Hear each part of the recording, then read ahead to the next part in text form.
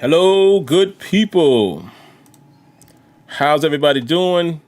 Give us about 2 seconds. We just want to make sure it's streaming live. So if anyone who's seeing this on the replay, we're just delaying about 20 seconds or so to make sure it's streaming live. It looks like it is. And we're just going to sit here for a moment and say, how's everybody doing? I know I shouldn't be doing this while you all are watching, but I'm going to grab the stream here, tweet it out so everybody knows we're rocking since we did miss a week. But we are back, and I hope everyone is doing well. So how's everybody doing? This is an interesting thing I just saw on Twitter. Steeler fans. No, I'll hold it right there. And when we talk about our football teams, Smitty, I will. Well, it's one thing that's very interesting that I heard earlier today. This is going to be funny, but there's something else I just saw here as far as offensive coordinator. So I'll get into that when we dive into our. We're going to do that first. Talk about our football teams. But anyway, how's everybody doing, man? Welcome to the latest episode of the Sim Standard Podcast with myself and Smitty. Happy to be here, guys. Sorry for last week. We took a week off, man, but I told you guys, you can expect that sometimes during these lull periods. If it's not really a lot to talk about, man, to just sit around and kick it for 2 hours, it's kind of hard to do that. So we try to at least allow some time to pass. And I know some people might say, yeah, but we kind of want to see you guys every week. I get it. And maybe we could figure out something else. Maybe when we don't have nothing to talk about, maybe we could just have a call-in show or something. We'll figure it out. Whatever works best for you guys. I don't think we're so ginormous to where we're extremely missed if we miss a week. But y'all let us know. But how you guys doing, man? Y'all know the routine.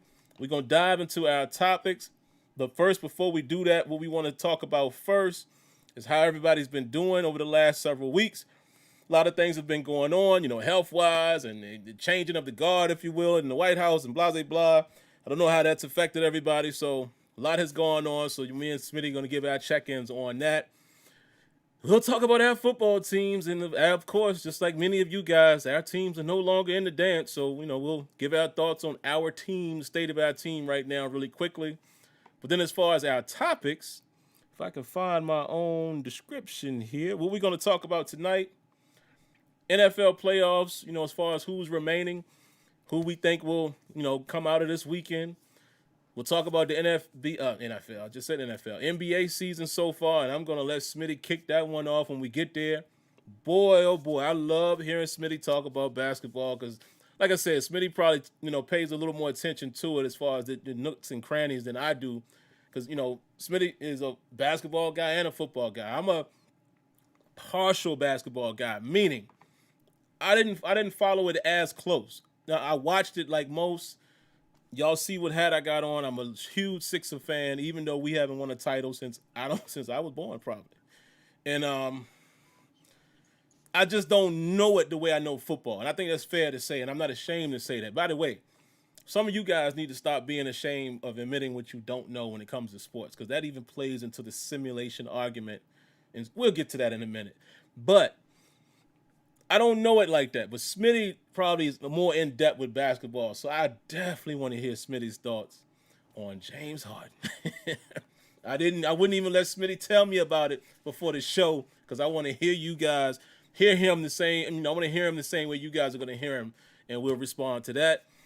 We'll then talk about sports gamers blues. We'll leave a cliffhanger right there. We won't tell you exactly what that means, and Smitty actually is going to kick that off as well. And then the last thing we'll talk about is Disney opening up the license for Star Wars games, meaning EA no longer has the exclusive license on that. And how might that affect other businesses at EA?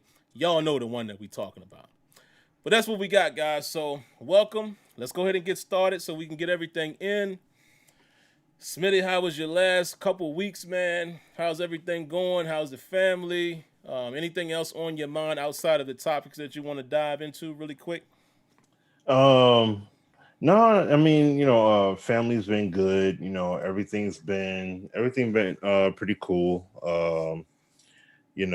Family keeping the family safe and all that. Yeah, just been, soaking up what's been going on with the sports world. Some interesting things been going on out there, and yeah, it's some interesting things. And I mean, I've seen some things as far as gaming too, that looked interesting out there. Um, but no, man, like I just been chilling, man, hanging back. Yeah, same here, man. No real new routine. Same Hmm. old, same old. I've been watching TV, and let me just say this: regardless of which side you're for, Oh, it's not about any of that, man. It's about how this country is going to get going. And I'll just say this: I'm glad to see that it wasn't no more, yeah, chaos yeah, for definitely. inauguration. Because come on, again, I don't care who you with, who you love, who you hate. We just ain't need to see nothing crazy. We I need to will see say nothing this like though. that. Some people, this might not be a popular opinion, but I'm gonna be honest. Y'all know I wasn't a Trump person. Y'all know that, right? It ain't got nothing to do with Republican, Democrat. I'm not gonna go down that road. I'm just saying that just some of the things that he's done. It's just I wasn't a fan of. But what I was a fan of quietly, his antics. This dude has given me some of the most amazing moments in these 4 years. Man, and he leaves with a 21 gun salute. This dude is off the chain. Red cup. I mean, I can't lie, man. His antics has had me going ever since before he got elected when he said he's gonna win bigly. That kicked it off for me right there. And then everything else, all of the stuff, y'all know they grab him by all of the stuff, Oh man. yeah. This dude has been hilarious. The Kung Flu. Oh God, this guy's been funny. I'm sorry. And like I said, I can laugh and I can walk and chew gum at the same time. I'm not for him and his politics, but the dude was hilarious. Mainly because I never thought in all of my days I would actually see a presidency ran like that. So that's why I had to just laugh at it. Like, yo, this is crazy. This is like a movie. But anyway, I'm just glad the country, man, didn't have nothing else crazy to see on yesterday. So that's great. Um, let's get into some other stuff, man. Smitty, oh, man, I gotta ask you. I noticed you didn't say a daggone thing about them Lions. Oh no, hey, I was waiting. I was waiting till the Ain't time to nothing get. to talk about. Oh yeah, no. Man, anything going on with them? Oh, we frozen. Hold on, Smitty's frozen. There you go. He's back. Oh, there you go. Okay, I was Yeah, about to he say back. like lost it for a sec. All right, no, I thought we was just doing like regular intro first, then we were gonna talk about our teams and stuff. So that's why I didn't say anything like ain't nothing big. But I mean, no, I'll jump right into it. No, man. I mean, yo, Detroit, you know what I'm saying? We got our guys. Like, hey, I will say this.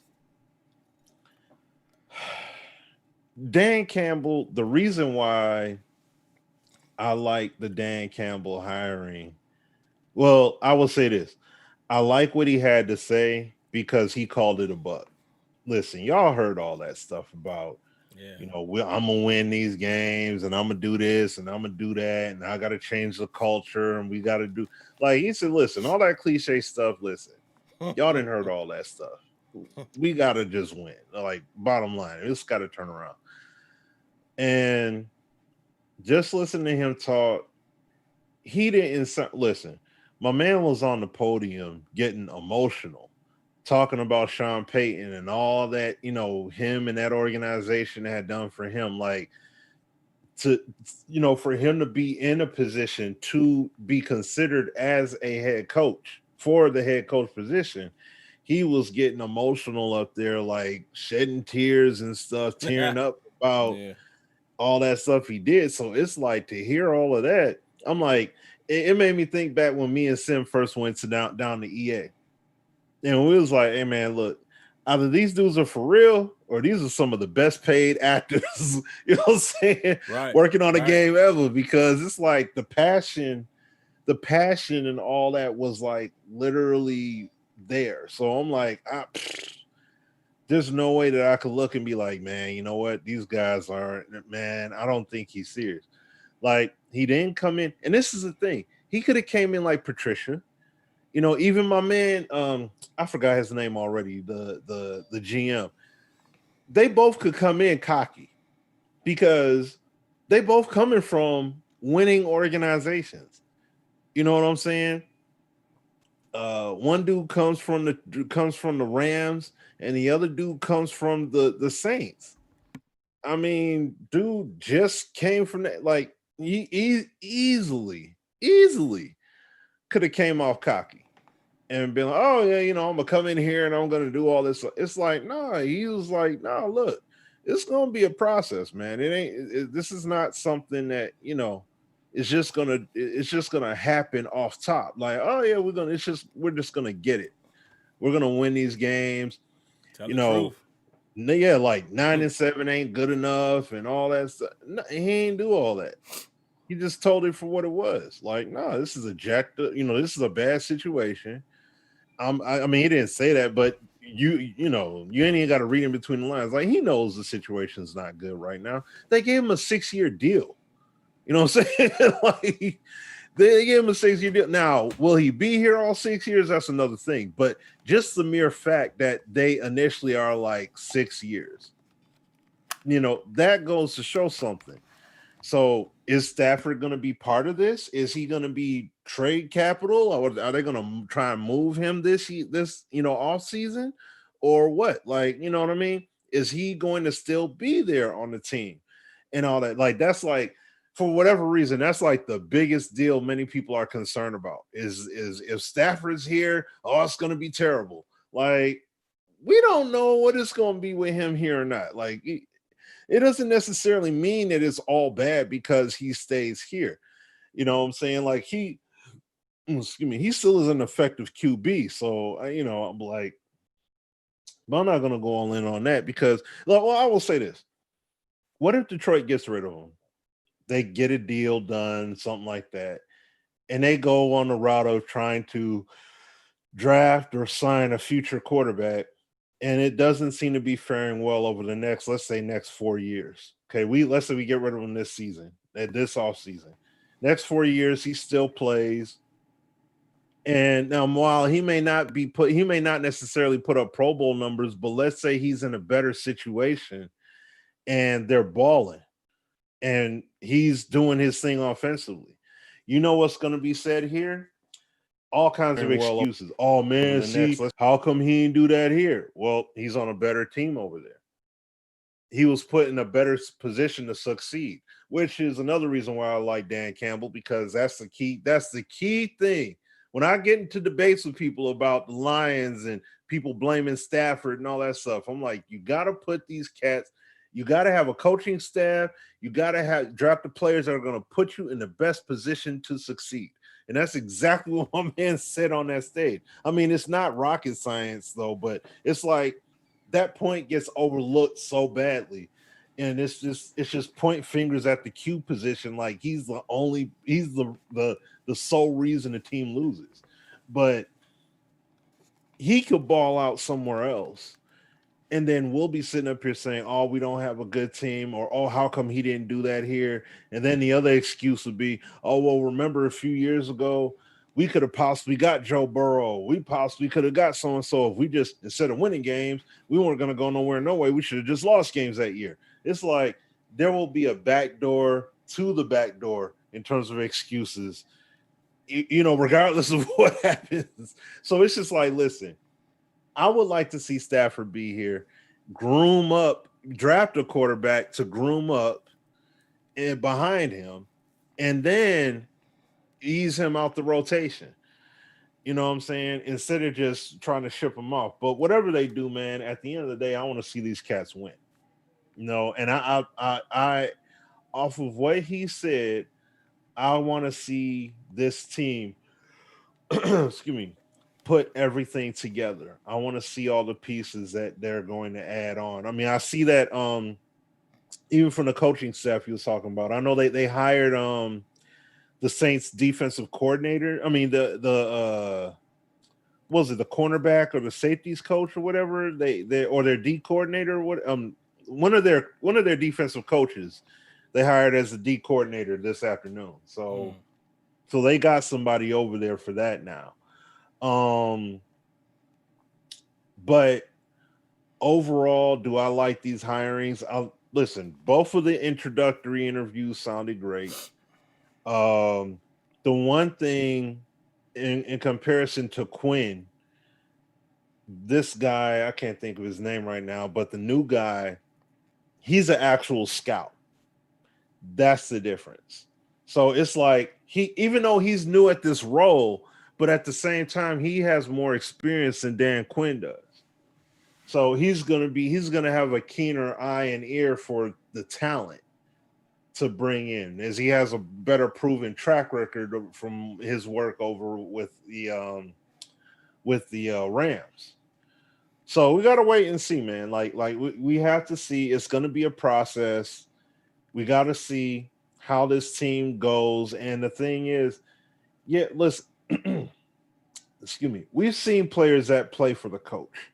We've seen that. They did the same thing for Caldwell. The Yeah. players like the coach. They played for him too. But now, did we have stars and all that stuff? Did we have these phenomenal ball play? Like, no. We didn't have the coaching staff as a whole was not great.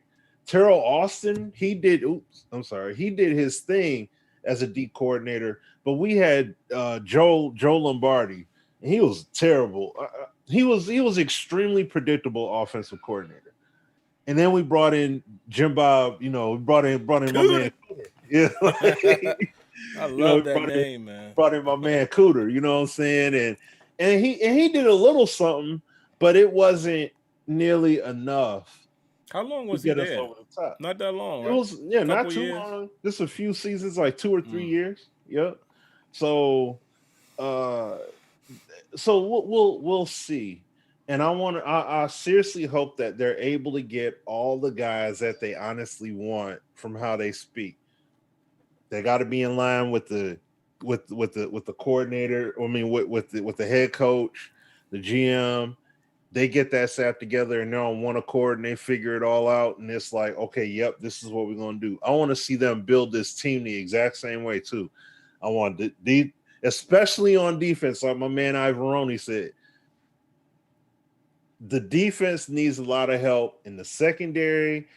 We need a pass rush. You know what I'm saying? We need a pass rush. We need a secondary. We need it all. And listen, maybe the coaching, they once again find out the strength, just like what Campbell said. Find out the strengths of Jeff Okuda. I know, clearly these guys didn't draft Okuda, but the bottom line was we spent the third overall pick in the draft on this guy.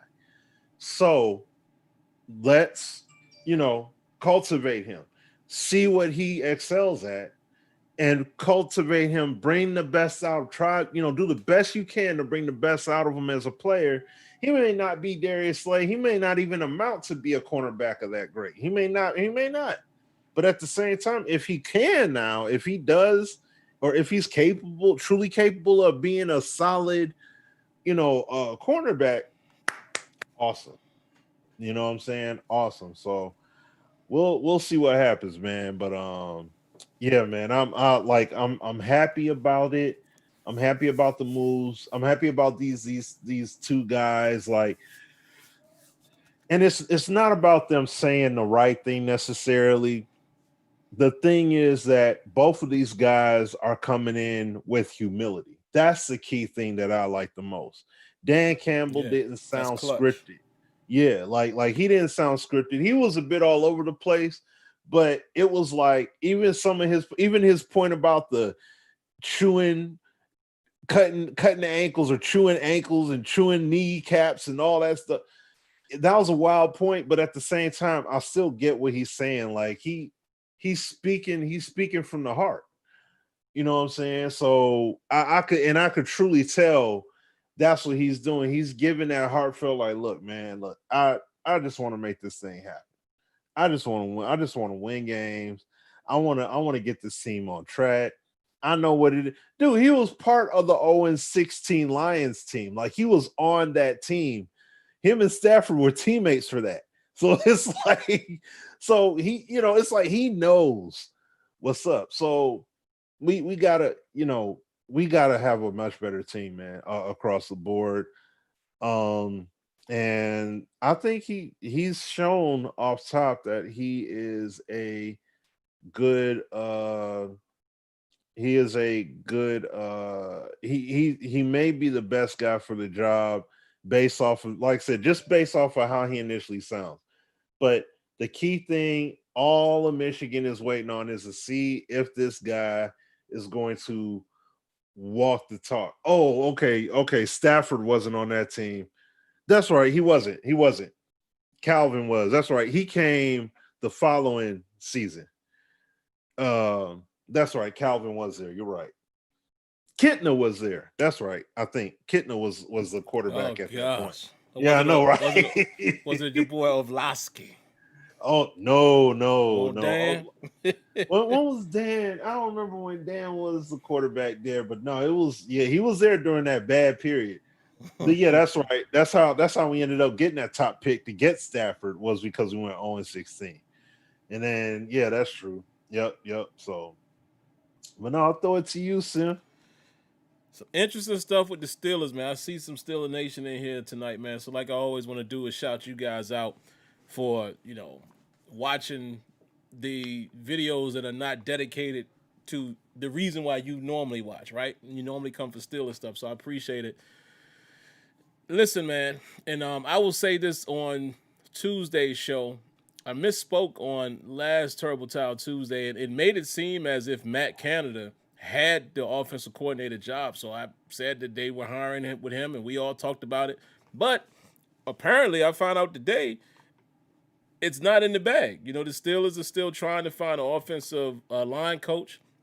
So for you guys that don't know, the O-line coach is no longer there. Sean Charette, which was a protege of Munchak, as well as Randy Fichtner is no longer the offensive coordinator with the Steelers, which I'm happy about, man, is because I think sometimes you get stuck in your own ways. And my only concern, though, is Ben Roethlisberger is still there. And I'm not saying that as a slight, but Ben's running the offense. So I would love to see what's going to happen with a new offensive, coordinator. You know what I mean? Like, even when Todd Haley left, Ben still had a relationship with Fichtner because Fichtner was the quarterback's coach. So he had been on his staff. Now, you're looking at two guys who are relatively new. Matt Canada was the quarterback coach this last year, and everybody was saying, man, they need to allow him to put more of his funk, on the offense. If you remember him from the Maryland days, I mean, the disguises that he throws out there, motion and all the shifting and all that type of stuff. We didn't really see that. We did see the motion, getting to the Steelers offense this past season, but we all are Steelers fans are like, I want to see what else Canada can do with that type of talent. But apparently he hasn't landed the job, so maybe he'll get it, maybe he won't. What's interesting, a couple things I will report. Let me pull it back up here. The Steelers interviewed Hugh Jackson. Okay, we can move on from that. No disrespect to Hugh, but nah, I don't want that old thing back, No. No. We already know what Hugh Jackson is about. No disrespect to him, but I want something new and fresh. This is the reason why I would want Matt Canada to be the new OC. Here's a relatively, won't say he's an older gentleman, but he's been around the league. I found out today as well that they have put in a request to interview Pep Hamilton. That is interesting. I believe he's with the Colts now as a quarterback coach or something like that. So, listen, man, I'm not opposed to that. Funny side note, and Smitty probably is familiar with this story. Pep Hamilton and A-Dub on EA's staff are very good friends. That's interesting, right? And I've always told you guys the level of football that A-Dub, Anthony White, for you guys that don't know him as A-Dub, the level of football that he knows is like out of this world. And that just gives you a little peek behind the curtain as far as the type of circles he run in. Him and Pep Hamilton are really good friends. So that is interesting. I'm not opposed to that. I would have to go back and do my research to kind of see, what type of pedigree Pep Hamilton would bring to the table now, in this current climate. And then there's, Matt Canada. So it's going to be interesting to see who they choose. I, for one, is just happy, that there would be some new infusion into the Steelers offense. My only concern, again, I won't bore you guys with this tonight on this show. I don't know what that means for Ben Roethlisberger, right? Is he still going to want to be Big Ben running the show, or is he going to be open to a brand new idea if Pep Hamilton is the guy? If Matt Canada completely takes over, and again, go look at some of his Maryland, footage. The disguises that Canada threw out there is just, I mean, 6 or 7 shifts before. It's wild. Go research that for you guys that don't really know his pedigree. The next thing, who did the Steelers sign today as for a backup quarterback position? You guessed it, Dwayne Haskins. I didn't see that coming. However, my father-in-law mentioned that to me when he got cut, and we both kind of dismissed it. But I was like, you know what? I mean, what do you have to lose? And Steelers fans, bear with me for about 2 minutes here, if that long. Okay, so right now, Ben Roethlisberger and Mason Rudolph, which a lot of you guys hate. I'm the only one who tried to say, look, man, Rudolph ain't as bad as some people think. I mean, he didn't play that great last year. We understand that. But he still has some tools. I just don't know if he'll ever turn out to be a great quarterback. I don't think he's a franchise guy, but he's a backup. He's a serviceable backup in my opinion. He looked a little better this year when he had to take over. Well, when he played against Cleveland in the Week 17, he looked like a better Rudolph to me. You keep him on the staff. He's going into his 4th season on a rookie contract, 3rd-round pick. He's not costing a lot. Ben Roethlisberger is saying he will. Well, he hasn't said yet, but it's basically stated, and most people think he will come back and play his final season. He did kind of say if he comes back, he'd want to, rework his deal. And for you guys that don't know, they're basically going to put some ghost years on it so it helps out the cap. He'll probably still walk away next year. And he said he would like to have Juju come back. So Steelers got to figure that out financially. But that's 2 quarterbacks, okay? Joshua Dobbs is a free agent. They're not going to re-sign him more than likely. Duck Goose, who y'all know who I'm talking about, Duck Hodges, they released him.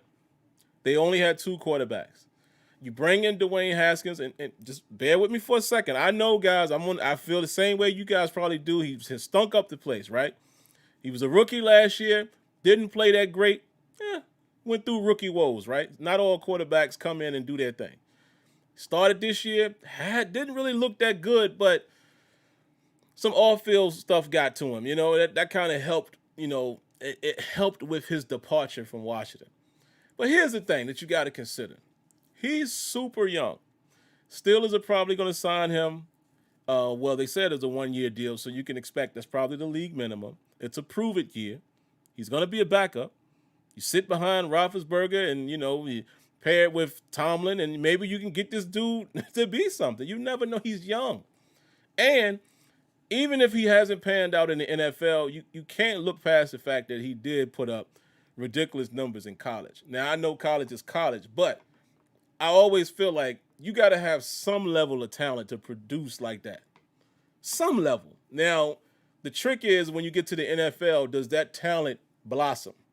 Some guys it does, some guys it doesn't. So I'm not going to get up in arms over it, but the reality, Steelers fans, that y'all got to face, we not drafting a quarterback. And this is what I said on Tuesday. We're not drafting a quarterback this season in this draft. Ain't happening. That move right there proved that we're not going balls to the wall for a quarterback in this coming draft. And that means Ben is probably coming back, and we're going to have to deal with Ben with the gimpy, old body. One more season, it just is what it is. But we'll see, man. Who knows, man? Who knows? Haskins might come out and might show something. He might pass Mason Rudolph in the depth chart. I don't know. But it's not costing a lot. So you're taking a shot in the dark. Lights might come on, or they might stay off. So that's how I look at that. Let's get to it, Smitty, man. Let's see. NFL playoffs. I guess I could kick it off. Let me, is there anything here as far as who's playing that I don't already know about? And were there any surprises? No, I don't think so. I pretty much Well, only surprise I may have had was I didn't think the Saints would go out quite like that. Um, and what I mean by that, it just didn't look right. Brees didn't look right, which it's, let's be honest. And shout outs to Eric Rayweather if he's in here because he drops in from time to time. That's his team. Drew Brees hasn't looked right really since last season. He hasn't looked like the Brees that we all know and love, right? And it's understandable. The man is plus 40 years old. What else? Like they say, Father Time is undefeated, man. Even Tom Brady, okay, he's still playing, but Tom ain't Tom. You know what I mean? It's just Ben ain't Ben. Ironically, though, both of those guys still can sling the football. But what I'm saying is there's certain things that's just not, it ain't going to be the same. Like, take Brady, for instance. He never really likes to get hit, but now all you got to do is be close to him. The sack is coming. Excuse me as I sip my hot lemon water there. My bad, guys. But the sack is coming. All you got to do is brush past him, and, he makes it very easy for a pass rush. But, he still got the smart. So Brady, guys like Brady and Brees could probably still smart their way through it. But Brees just didn't look right to me. And no real targets, man, to Michael Thomas. What's going on there? It just was off. Just watching that game, it was just off to me, man. Especially how they pretty much, they swept the Bucs in the season. In one game, they really blew them out. It was just weird to see that type of game transpire. But listen, would I sit here and with a straight face and tell you that I wouldn't expect the Buccaneers to possibly be in the NFC Championship when you just look at the roster that they have? When you have a Tom Brady, a Mike Evans, an Antonio Brown, Gronkowski, Cameron Brate, Godwin. Who's the other kid? Scotty Miller, I think his name is. I mean, they got talent. Leonard Fournette acting like he running the football well again. And then they got a defense. So it's not overly surprising that they are where they are. Definitely not surprised about the Packers. If you're asking me who's coming out of that game, I think the Packers are going to win that. Aaron Rodgers he's looking like A-Rod, man. I mean, this ain't nothing new. He's looking like we forgot that he was really the first. I don't want to say first because it's always debatable, but y'all can follow what I'm saying. He was really the Patrick Mahomes before Patrick Mahomes, as far as what they're capable to do, their pinpoint accuracy and the deep ball and scrambling. Mm-hmm. That was it. That's Aaron Rodgers. Patrick Mahomes has just come in and kind of, you look at Rodgers and you're like, wow. You look at Mahomes, you're like, wow. Like he kind of took it. And he's younger, but same effect to me. That's how I've always felt about Rodgers, and that's why when people talk about who's the best quarterback in the league, I don't get into rings and not even in league, just in history. I don't do rings and all that. I just look at pure talent, and I'm sorry. Aaron Rodgers is one of the most talented quarterbacks I have ever seen. He's a better talent. He's better than Tom Brady talent-wise. I'm sorry. Now, I know Tom is the greatest, and I get why. I'm not debating that, but talent-wise, come on, man. Aaron Rodgers and Patrick Mahomes, if he keep doing what he's doing, he's going to be in the same conversation. But I got the Packers coming out of that. And, boy, I can't wait till Sunday, Smitty. Sunday evening. That early game going to give us a nice, it's going to be good. But that Bills-Chiefs, man, Oh, Bills and Chiefs of the evening game? Yeah, buddy. Oh, I thought, man, I would have honestly, I would have liked it if it was the Flip Packers around. and because that would be more if Tom Brady came away with it. And that's what they said on the radio today. They said that Tom Brady would be more than likely, and I kind of agree with the point, but he would be the GOAT in terms of overall best athlete in a team sport, not like just standalone by himself. That's always going to be argued. You can argue that. Yeah. if he were to win this year, that cements it. Like because if he, yes sir, man, seven rings, dude. he Like get through this because he got to get through yeah, Rodgers and you the got to get Packers, through Rodgers and you got to get through Pat Mahomes to get it. and that's And the you already thing. beat Breeze. If let's say the Bills win, right? Let's say the Bills get there. Yeah, yeah, You got to yeah, deal with that defense and like yeah. if Brady get it done this year against, it wouldn't that be crazy? He messes around and wins the Super Bowl After against a former a divisional opponent. Like he beats the Bills up yeah, again. That would be crazy. But I don't know, man. I just feel like but it's time. It's almost I don't know if he's gonna win it because even if they get there, I don't know if they beat the Chiefs or oh yeah, Bills. yeah. No, I mean, But I feel like Rodgers is destined to get 2 rings, man. Like I think he's destined to be in that 2-ring category. You know, the Eli Manning and the Ben Roethlisberger, like that purgatory of, whoa, they won 2 kind of early and then they ain't do nothing after that. I think Rodgers is almost like it's prime time for him to get that. I just don't know if he gets it even this year if they get there, because I don't know if they beat the Bills or the Chiefs. I don't know. But yeah, if I Brady don't get know. there and win it and he gets 7, I mean, definitely. To me, I'm sorry. To me, he is already. I don't know.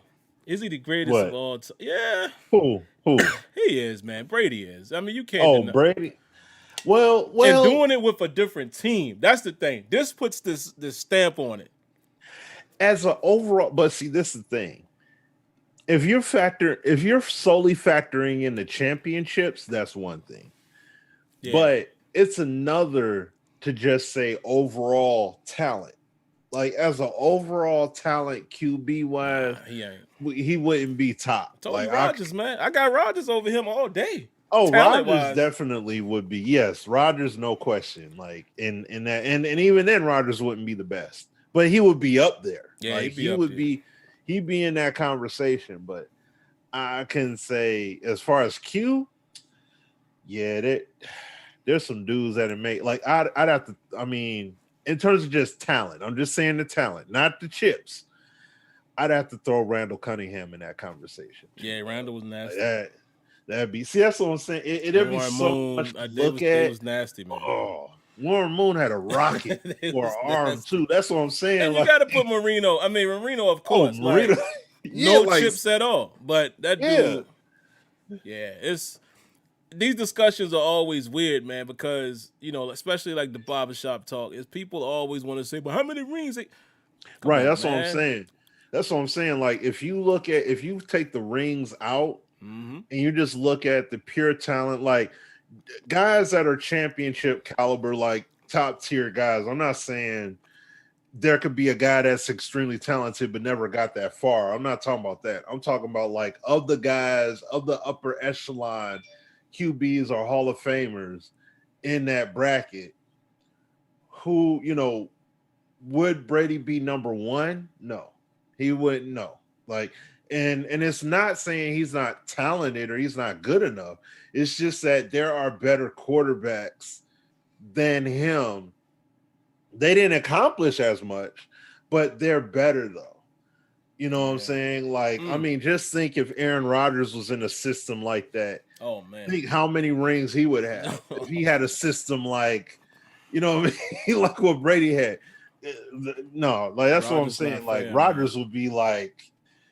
That's why when Stephen A. be saying he that bad man, like, yeah, he is. They could lose. They could be having losing years. All kinds of stuff going on. No, you can't take Aaron Rodgers down no pegs, dog. Like Rodgers is a bad boy. Yeah, so no doubt about it. Yeah, man. I don't know, but it'll be interesting. Who's winning, man? Who you think winning this weekend? I'm gonna say. I'm gonna just say Packers.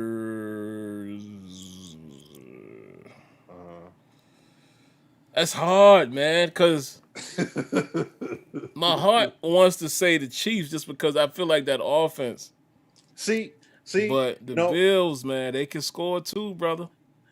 But see, you want to know something funny? And they said this on the radio too. I forgot what week they said it was, but from this season, they played on a Sunday in the season, and Green Bay got beat by Tampa Bay. By the Bucks, yeah. And the Chiefs beat the Bills.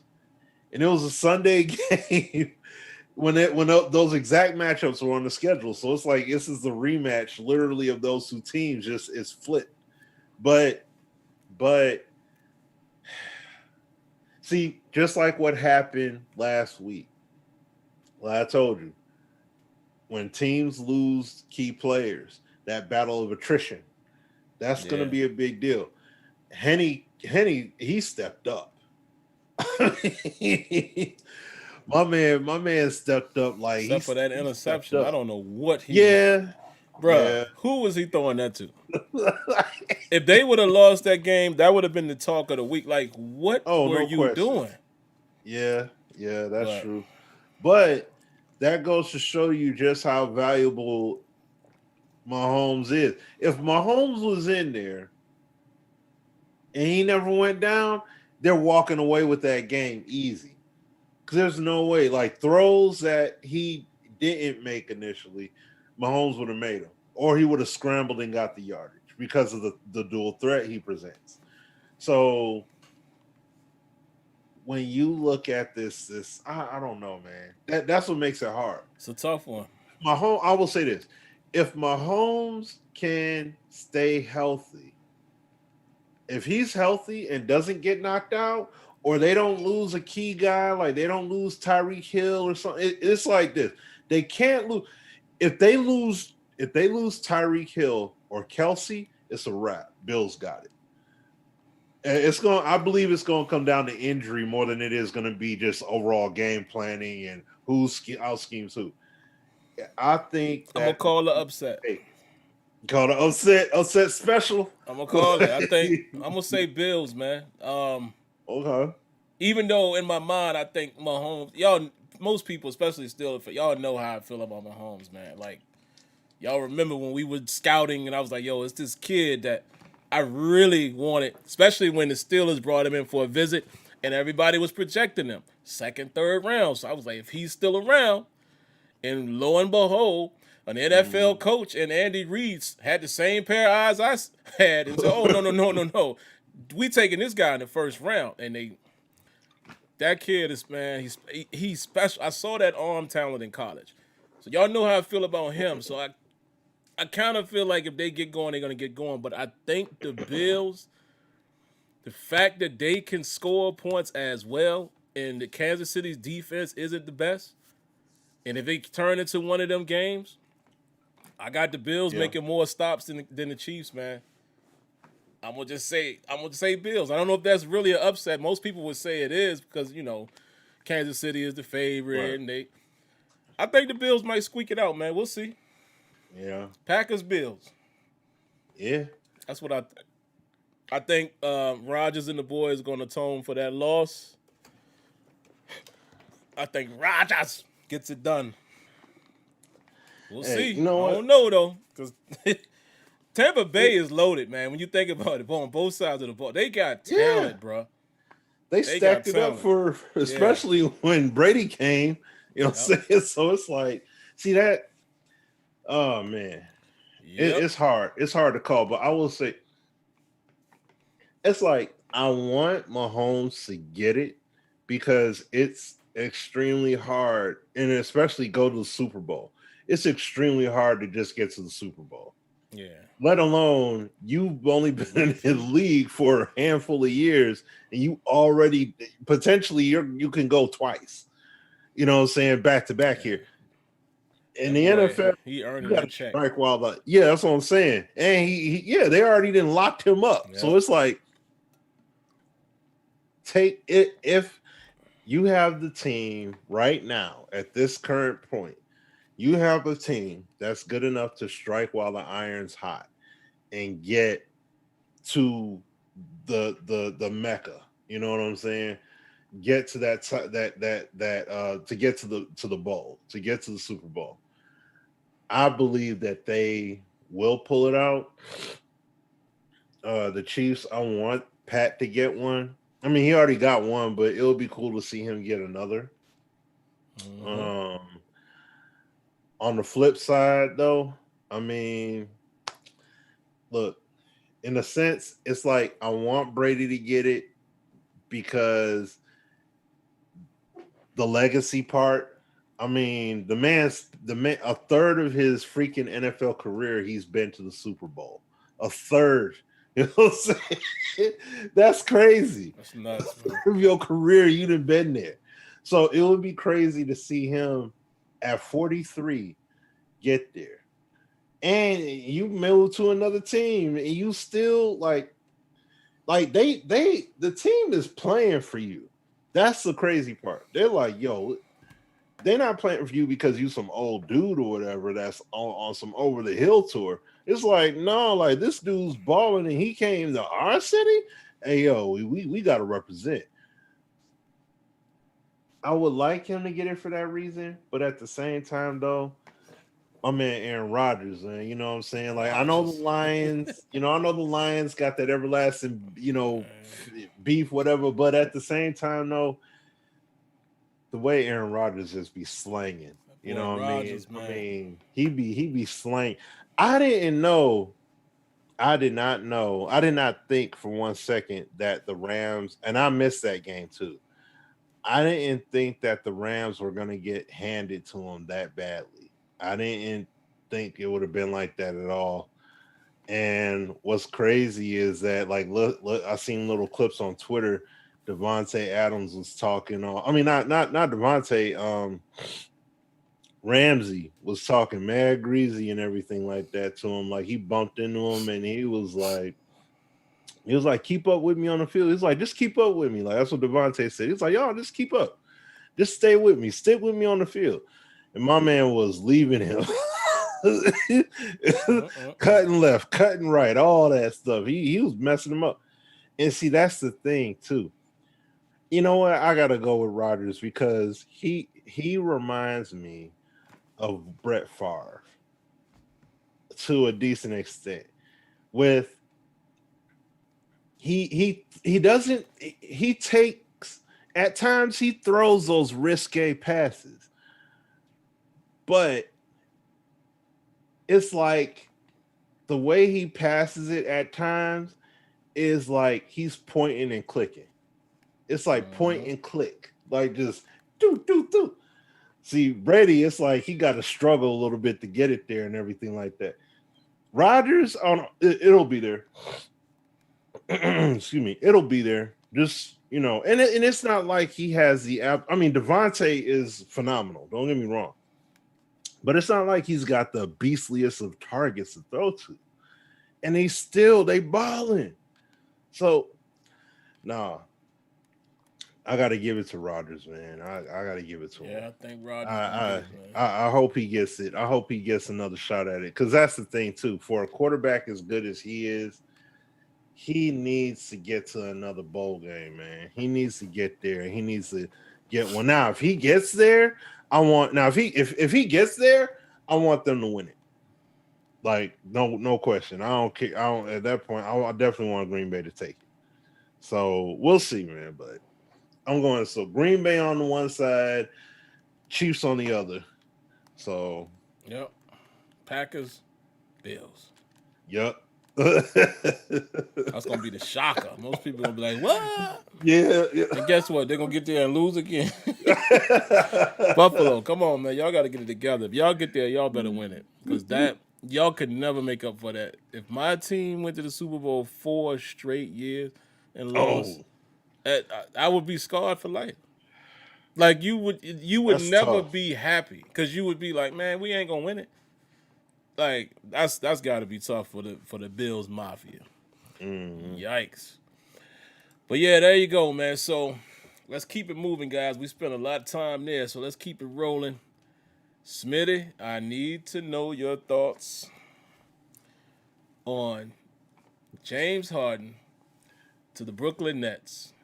And not only that, how they're currently playing, as well as the absence of Kyrie Irving. So take it away. What are your thoughts initially on what's going on there? I mean, dude, the Brooklyn Net. You know what? First of all, I'm with Shaq all the way. You got your super team. You better win a chip this year. Yeah. There ain't no making the finals. There ain't no none of that stuff. Just like Shaq said, you got to step it up. And I guess apparently Harden didn't like the fact that he called it out. That Shaq was calling him out to the carpet. He's like, "Oh, we should be supporting each other and lifting each other up and encouraging us as black, as brothers with everything that's been going on. We need to be encouraging." And he's like, "Bro, he went to that bag. yeah." He went to that, like, yeah, like doing all that. And he like, "Yo, wait." He's like, "Bro, I am doing that. I'm gonna tell you, he's like, I'm not gonna sugarcoat, I'm not gonna cupcake it for you. I'm telling you the real. Like, that's how I roll." And he told him the truth. Like, nah, you're not playing. Like, you didn't have Dwight Howard, CP3, Carmelo Anthony, who else do you have? Russell Westbrook. And you've had a plethora of good role players. You had guys like Chandler Parsons, Jeremy Lin. You had PJ Tucker over there. You had Gerald Green. CP3. You had, yeah, I said CP3. Oh, yeah. Yep, CP3. You I can't think of other guys that you've had. You had Clint Capella over there. Like, you have had a bunch of talented players, but none of these dudes were good enough for you. But the thing is, you look like the problem. So it's like, yeah, you decided to wild out and be all kinds of, disrespectful and everything toward your teammates. John Wall and DeMarcus Cousins. And I feel bad for Cousins, man. It's like ever since he's had those injuries, he is a shell of himself now. Yeah, man. That's that sad, dude was man. talented too. Yeah, like them injuries, boy. Some of them that's the jack. But see, you know what? That's the difference with with a guy like Kevin Durant, who is not a big man, who's not resting so much weight on, you know what I mean? Those joints. Like, he's not playing with his back to the basket. He's not necessarily trying to beat you with pure athleticism or anything like that. See, so it's a different case scenario with Durant. I mean, don't get me wrong. He gets past people and he creates space with his shots, but it's like he doesn't have to do all of that. Unlike Boogie, he's extremely physical.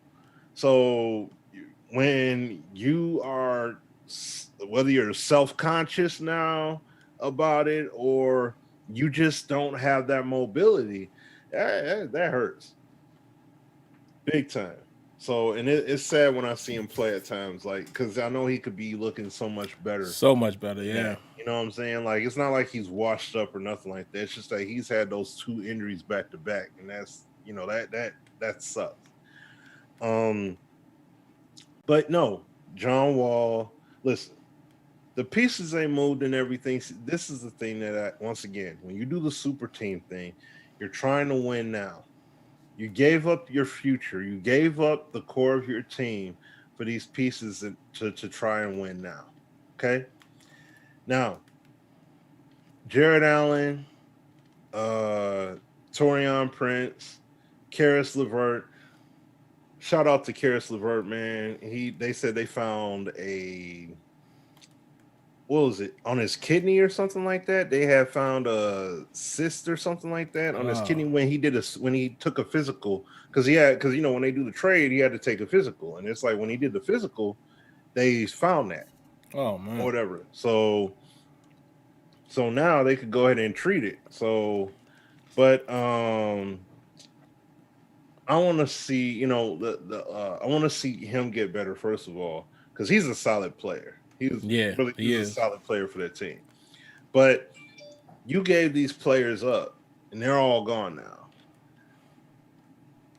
Now, you go over to Brooklyn, and I feel that Houston won the trade because you got eight picks from Brooklyn. You got 8 draft picks from those guys. 4 first round picks, and 4 pick swaps from them. And then on top of that, you also got Victor Oladipo from the Pacers. So that's like a nice boost as well. And then, Jared Allen Allen, where'd he go to? He went to the Cavs. And who else went to, what is it? He went to the Cavs. Karis LeVert went to the Pacers. And I forgot where Taurean Prince had went to from the deal. But bottom line is that I think at the end of the day,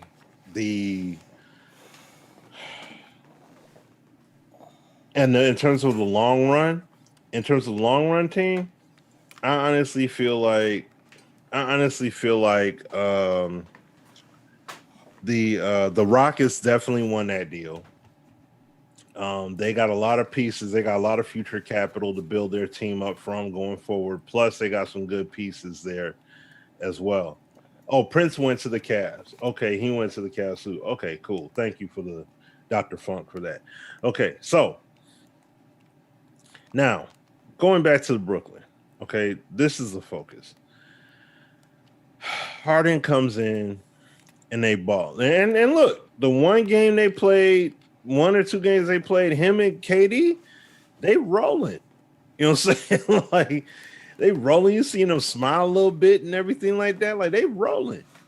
And yeah, rightfully so. KD putting up the numbers like KD know to do. He being the bad man that he is. And then you got Kyrie in his situation. Now, my thing is, okay, at least don't do it. Don't go out on your own merit by yourself, however you feel like doing it. Check with your employer, please. Because at the end of the day, you did sign a contract. You made a contractual obligation to this team. Even though, yeah, you got family functions and stuff like that, but and see that's one thing too about him being in Brooklyn, because he's right near his family playing for that team. He's got family that's a part of that's all around him now. Who, Harden? No, Kyrie. Oh, Kyrie. Oh, okay. Mm-hmm. Yep. So, but yeah, he's you from can't. like Jersey or something, right? Yeah. So it's like the team right there. Yeah. So, but you can't be going to birthday parties, no mask, gatherings and stuff like that. You can't be doing any of that stuff when your employer got COVID policies and things like that about that. And then on top of that too, you're just like, man, I'm out, man. I ain't playing right now. Like, what? You know what I'm saying? Like, you don't just get to walk off like that. Like, you can't do that, man. You gotta take this, like, this is serious. And then listen, there's nothing wrong with you having your feelings and your sentiments. You don't like the media, fine.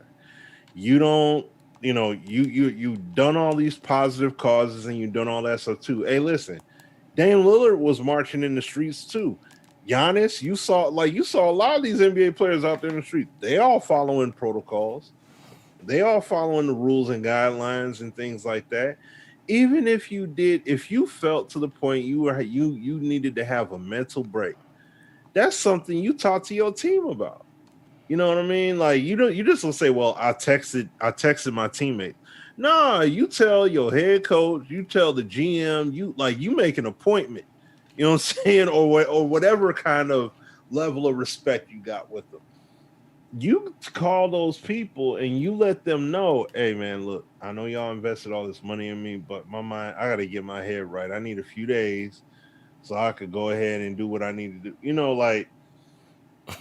I can respect Dude. that, but you just walked off. And then you came back. And then you came back, did your conference like, I mean, you look so somber, like, oh well, I'm excited. I can't wait to play with the team and all that. Like, it's like he needs professional help. Like, he needs to talk to a counselor. He needs to talk, and that's the kind of stuff. Some of these NBA players, you think they got everything all together and they're all good. No, like my man Keon Dooling, he's a perfect example. He, the mental stress that he was burdening when he was playing, he had to get mental help. He had to seek a psychiatrist. Like, he needed that inner peace, because people think that just because you got all this money and everything like that, oh, you ain't got nothing to worry about. You good. No, they're still human beings with their own sets of issues and problems. So it's like he could have who knows what going on in his head, and he's just not completely in the right airspace. You know what I'm saying? So that's an alarming concern, because what if, once again, what if he feels something like that later on down the line? You know what I mean? And then they're playing games that matter, or if it's in the middle of a playoff run and he's like, man, I need a break, man. I gotta go. Like, and then he just dips. Like, bro, you ain't Dennis Rodman. You know what I'm saying? Like, you can't just be dipping out. You know what I mean? Like, but that's the whole thing. It's like, my man, the way he looked, it's like somebody need to reach out. Like Kevin Love, somebody, they need to reach out to him and be like, hey, yo, this game is mentally stressful now. And you're a marquee figure in this game. Like, you signed for, you're getting paid all this money to perform this art. And if your heart's not in it, or if you're mentally somewhere else, you got to reel it back in. You know what I mean? So, like,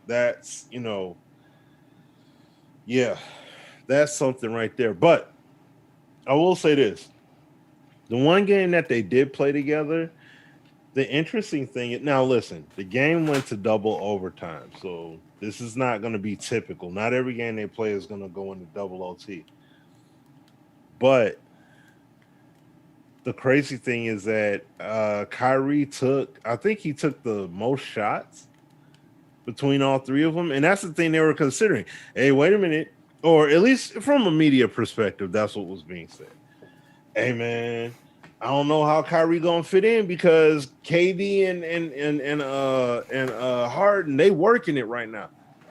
So he just came in and was balling. He just came in and did his own thing. You know what I mean? Now, this is the thing about last night. Let me tell you. Now, they played against Cleveland last night. And this is the crazy part. After Kyrie put up the numbers he put up, Harden and KD, they lost to the Cavs. Now, the way they were playing, I'm going to keep it a G with you. The way they were playing, they definitely won't win a championship playing like that. Colin Sexton lit them up for 42 points. Oh, wow. Yeah. Now, this is the kicker, and I saw this earlier this morning. I'll read the tweet, you guys, what he had said. Said, this is what Kevin Durant said. He said, Colin Sexton walked in our locker room. He walked by me, walked by James, and he tapped Kyrie on the leg and said, lace him up. It's going to be a long effing night. And then he walked out. You see, before the game started, I don't be seeing that dude. You know, you usually don't. I never heard of something like that where the opposing player walks into their dressing room and lets them know, like, hey, man, you about to catch this work tonight. That's crazy. Yeah. And then goes in and does it. Yeah. Durant been balling, man. It looked like he ain't missing a beat. Yeah. So that's what I'm saying. So it's like, when you see somebody playing, when people are coming for you like that, you got to be on your best game, because it's like, oh, you ain't gonna be right. It's okay. I'll be right. I'll do that. Just like Cavs. I can't think of the rookie that they have. Not rookie, but he's like I think this is his second year player. Dude they drafted last year from the Cavs. he got pissed off because they gave Torian Prince his locker and they moved his. They moved his stuff because he hasn't reported to the team yet. He's like one of the younger players. He hasn't reported to the team yet because he's been dealing with personal stuff. He's one of those dudes that were drafted that had issues off the court. And this is a guy, he's had felony charges, gun possession charges, things like that he's dealing with outside of court. And now they're talking about trading or completely cutting him off, like just waiving him at this point. Because he went off on ownership and upper management. You know what I'm saying? Because they switched his locker. And it's like, yo, like I get your principle, but at the same time, no, dude, you can't. No. You know what I mean? That's like taking a jersey number kind of thing. That's why he took it so offensive. But you can't do that. You can't do that kind of stuff to ownership and your upper management, and then just think they're gonna be like, oh, okay, but oh, okay, well, I got you, no problem, and then they'll send you packing. And that's the sad part because dude is a good player. I just can't think of my man's name right now, but the brother is a good player. I'm trying to find his name. But let me see. What's my man's name? Not Larry Nance. Not Larry Nance. Where is it at?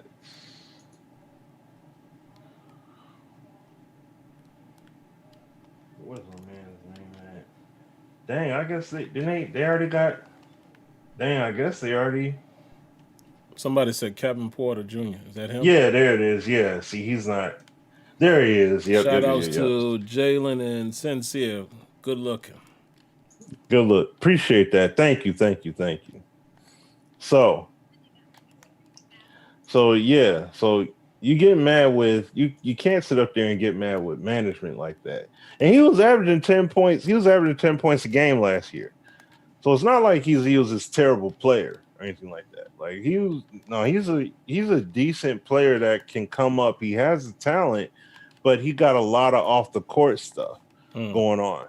So, but now he may, hopefully he gets another chance with somebody else, but it's going to be pretty hard if a team's going to want to even take any of that in, considering, he up here being a hothead like that. So I don't know, but that's besides the main point. This team, from looking at two or three games so far, this team can gel and they can honestly do pretty well together. Now, will they do that across the board?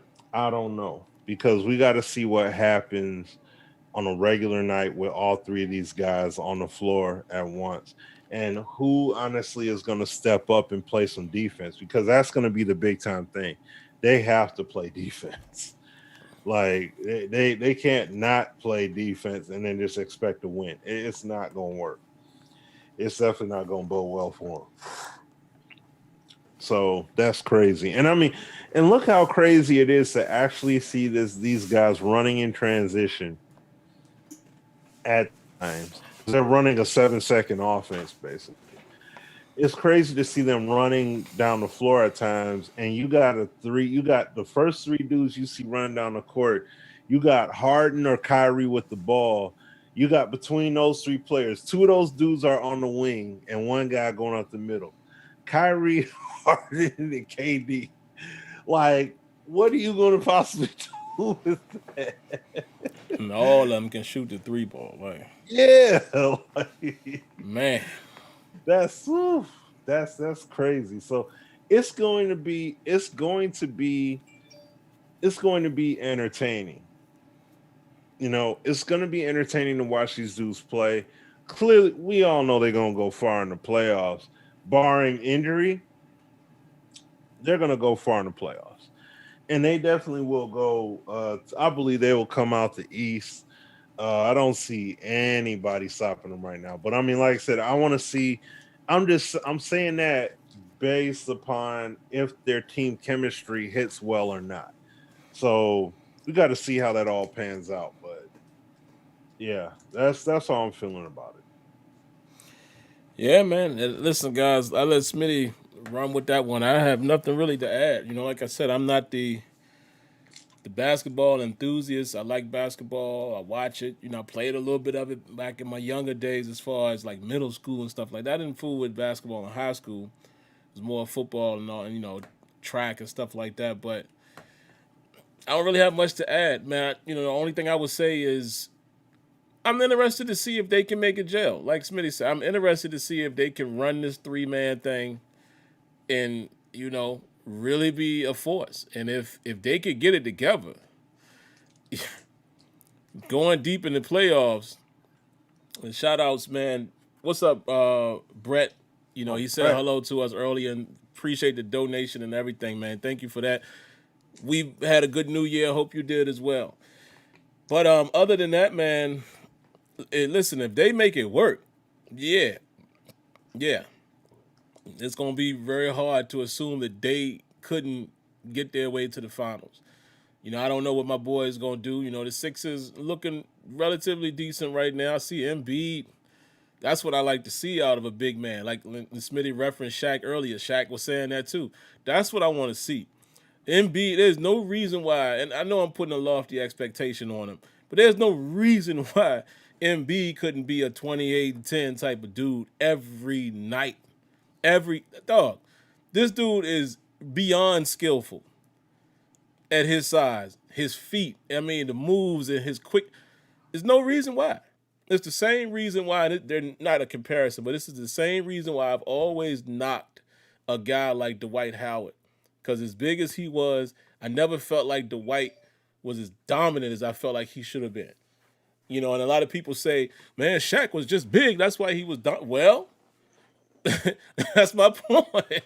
He's supposed to be dominant. Shaq was supposed to be a force out of this world, as big as he was. You know what I mean? That's what I'm saying. I just hate when guys don't like, the football analogy I always use is, what's the dude name? Brandon Jacobs. You guys remember the big old running back for the Giants. That dude to me just never, I hate to call an athlete soft, but that dude never made me feel like he was as big as he was. Derrick Henry, on the other hand, yeah. Derrick Henry does exactly what he's supposed to do when he that big and he that fast. You don't think Brandon Jacobs did? No.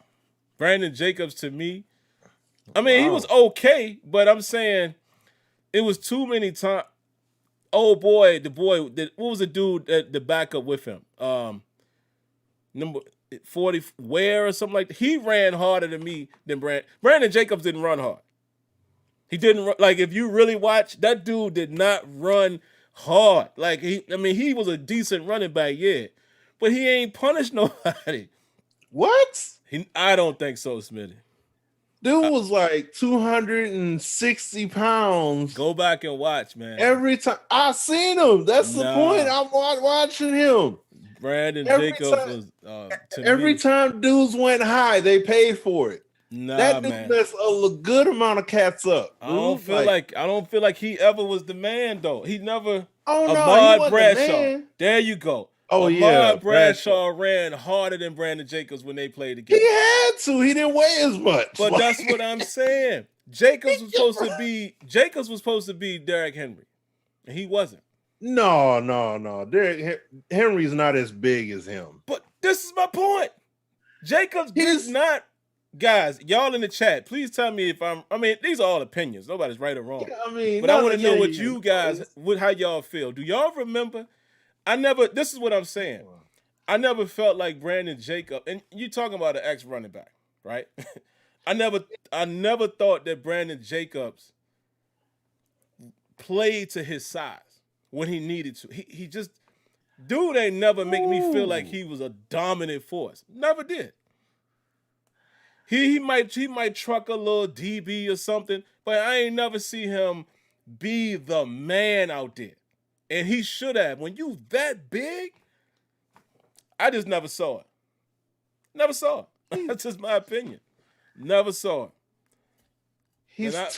He's too big compared to Derrick Henry, man. That's what I'm saying. Derrick Henry run like a dude that's 6'2", 2+. He run like that. All right. Look, Brett says, I'm with you. I'm telling you, dog, that dude, I don't know. Again, maybe All right. Let Derrick Henry put on 40 more pounds and be an inch taller. And then we can have that conversation Smitty, and see. But what I'm saying is when you that big, I used to see Brandon Jacobs getting taken down by cats like Asante Samuel, man. The dude ain't never showed me that he was used his size. Never. I always used to be like, yo, this dude's soft, man. Look at what everybody's saying in the chat. Look, oh man. He was soft. Dude was soft as cotton, man. I'm sorry. He never ran with that dominance. Like I'm not saying he's supposed to be Derrick Henry speed wise. No. I'm talking about when Derrick Henry stiff arm dudes into next week. Brandon Jacobs ain't never showed me that. Never showed me that. The dude did not play up to his size, man. And he used look at that. That's right, Kevin. Boy, he used to run out of bounds too, man. Like, oh God, don't get me started on him, man. you gotta preserve your knees. Oh, what are you talking about? You gotta preserve your legs. Yo, Smitty ain't getting it, guys. Hold on, wait. Patrick, no, hold on, wait. Patrick Willis quit football for a reason. He preserved himself in the midst of getting paid. He was an all-pro middle linebacker, and he quit. He ain't have to. He preserved himself. Man. He played smart. You can't take every hit. I ain't saying you're supposed to take every hit, but you can't take every hit possible. He's 6'5". Y'all like he 5'10". Look, like he's 6'5". Like I said, guys, it's all opinion. I just feel like it's opinion. I'm like, I just never thought he was a dominant. And somebody said he rushed for 1,000 yards. Okay, that's cool. No, understand this. I'm not saying that Brandon Jacobs was this dominant force of a running back. That's not what I'm saying. I ain't even saying that either because they had a 2-back attack in the first place. He was not the guy. Look what Thad said. What are you saying? That's all I'm talking about. I'm not talking about his yardage because shout outs to Jake. Jake said he rushed for 1,000. I'm not talking about any of that. I'm talking about his demeanor. That guy never showed me that he wanted to use all of that 6'3" or whatever. He never showed that to me. He won't Eddie George. Like Eddie George showed you every bit of that size. Okay. Derrick Henry, like they said, the bus won't tall, but better showed you every bit of that 250. I don't see it. I never saw it. Even old boy from what was the dude who played with Warwick Dunn? Even Mike Allstott. He showed you all of that. Brandon Jacobs never showed me that he was hard body. This dude was soft. He was soft. That's just my opinion. I'm not saying he wasn't a good back. He had some good moments. I even rooted for them when they won against the Patriots. I just never saw, 6'3", 245. All these guys are shorter. All of these guys are shorter guys. Smitty, you're making my point. And when you get down, you're making my point. Yeah, you're the biggest man out there. That's the point. Football is not good for somebody to be that tall at a running back position. Oh, but regardless, you still supposed to run through people. He never really did that. When you're taller than everybody out there, that's kind of hard to do. You know what I'm saying? Like, it's like... But I mean, Real G has said it exactly. Like I said, Smitty may be thinking I'm speaking from a different perspective. No. What Real G is saying is perfect. The man you're not wrong. Was not a dog. He wasn't a dog. And if that dude being that big, he's supposed to have been like, bruh. That's obliterating dudes. Never did it. No, I completely get it. I'm not saying that anyone's wrong or that the points being missed or anything. What I'm saying is that you can't you know what? That's like people that talk about Stafford and say he ain't got no dog in him either. But yet he's clearly showcased that he does. He's played through injuries and he's done all kinds of stuff. He's had his throwing hand jacked up and he's still played. Like it's like what does he need to prove when you're that tall in comparison to Mike Allstott? Mike Allstott can get all the way down, dang near be like at your knee. He could be at a dude's waistline that's like 5'10" or like 5'10" or something smaller than that. He's able to do that because he has a lower center of gravity. Man. Make Mike Allstott 6'5", 260. I guarantee y'all wouldn't be talking about Mike Allstott the way man, all I'm saying is he was not physical. That's all I'm saying. And you would think a dude that big would be a physical being. That's all I'm saying. That's my only point.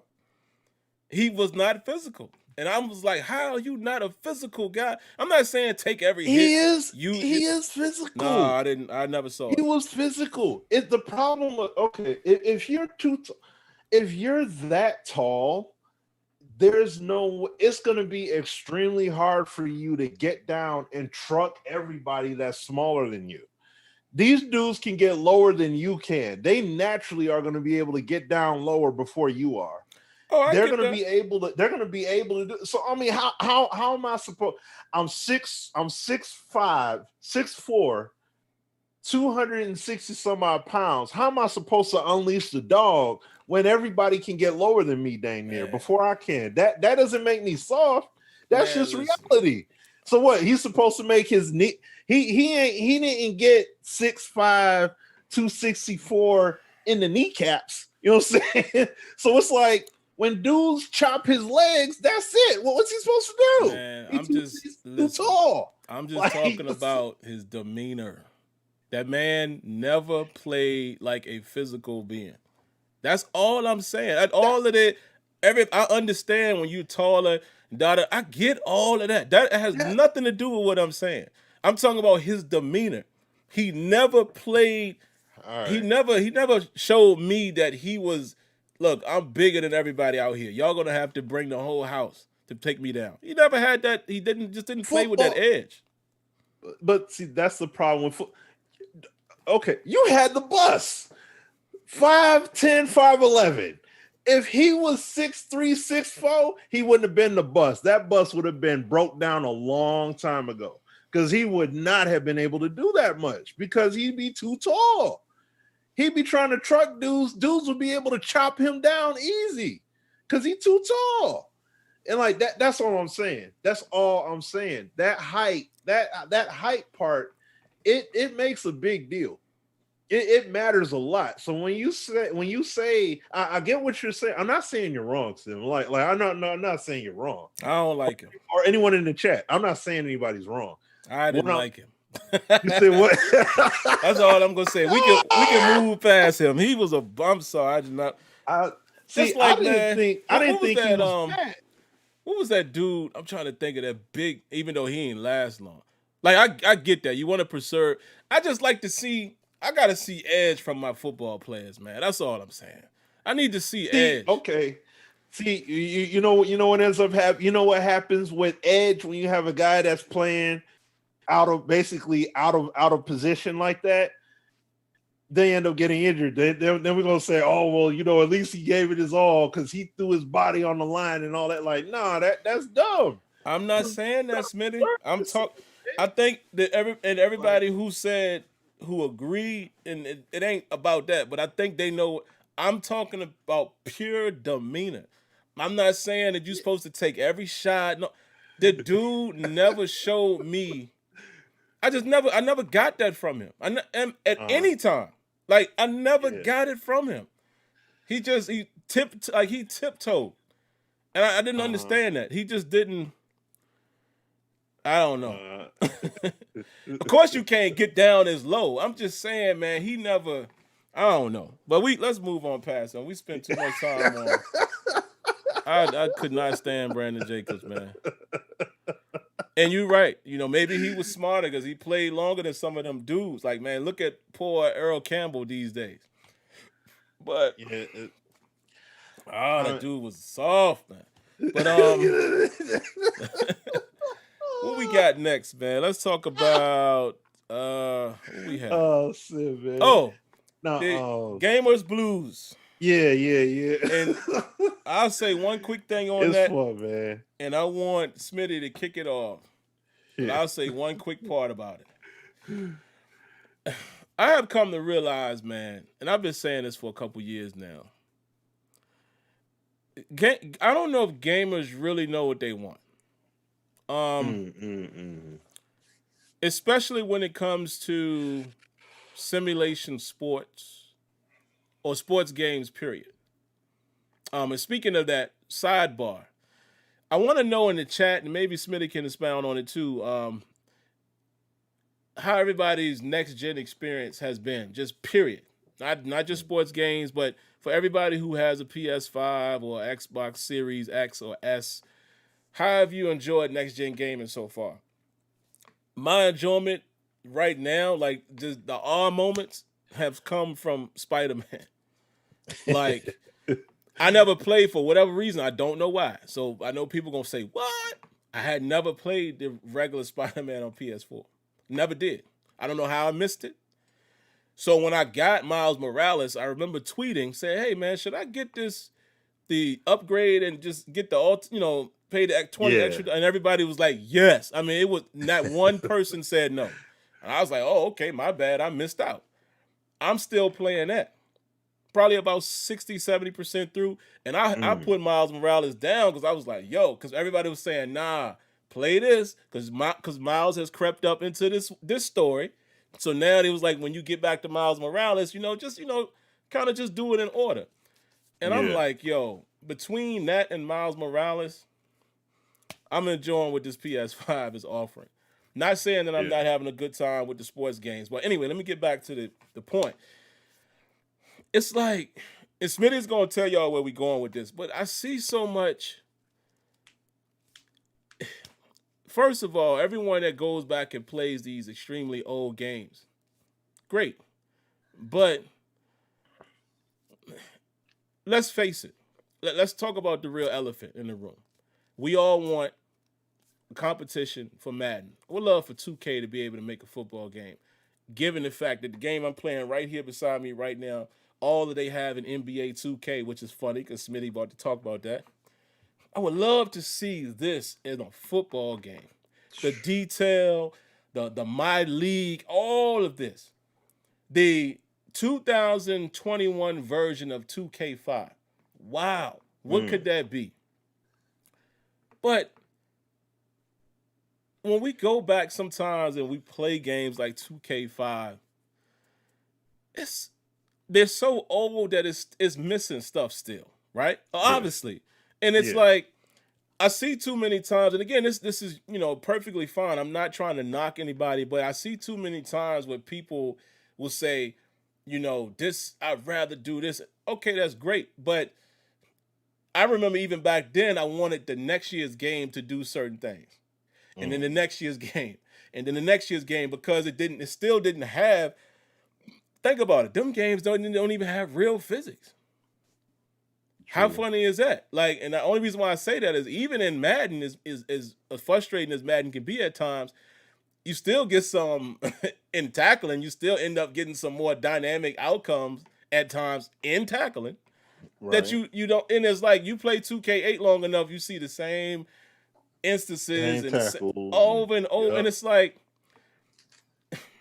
is it really at this point, since we've been exposed to 2020 and 21 gaming, are those games really good enough to keep your attention? And what I mean by that is, that's why I spend so much time in Spider-Man and stuff like that, because I just can't play the old football games because they're still missing stuff that we thought would have been there by now. 2K would have had it all, I'm pretty sure. Probably Madden also, if 2K was running beside them. But it's like, my point is, I'm being long-winded. It's so many things that I see people say that they don't like about a video game. I'm like, huh? It don't always match up with me. Like, people are saying that NBA 2K21 is complete trash. And I'm like, really? Really? Or you're putting it down to play an old game like Smitty about to tell y'all. Like, I'm like, huh? And I'm like, what? It always comes down to this. I can sum it up with this authority, Smitty. You always have to decide what is a video game problem versus what is the problem that's not working for you. A lot of people have the video game mentality.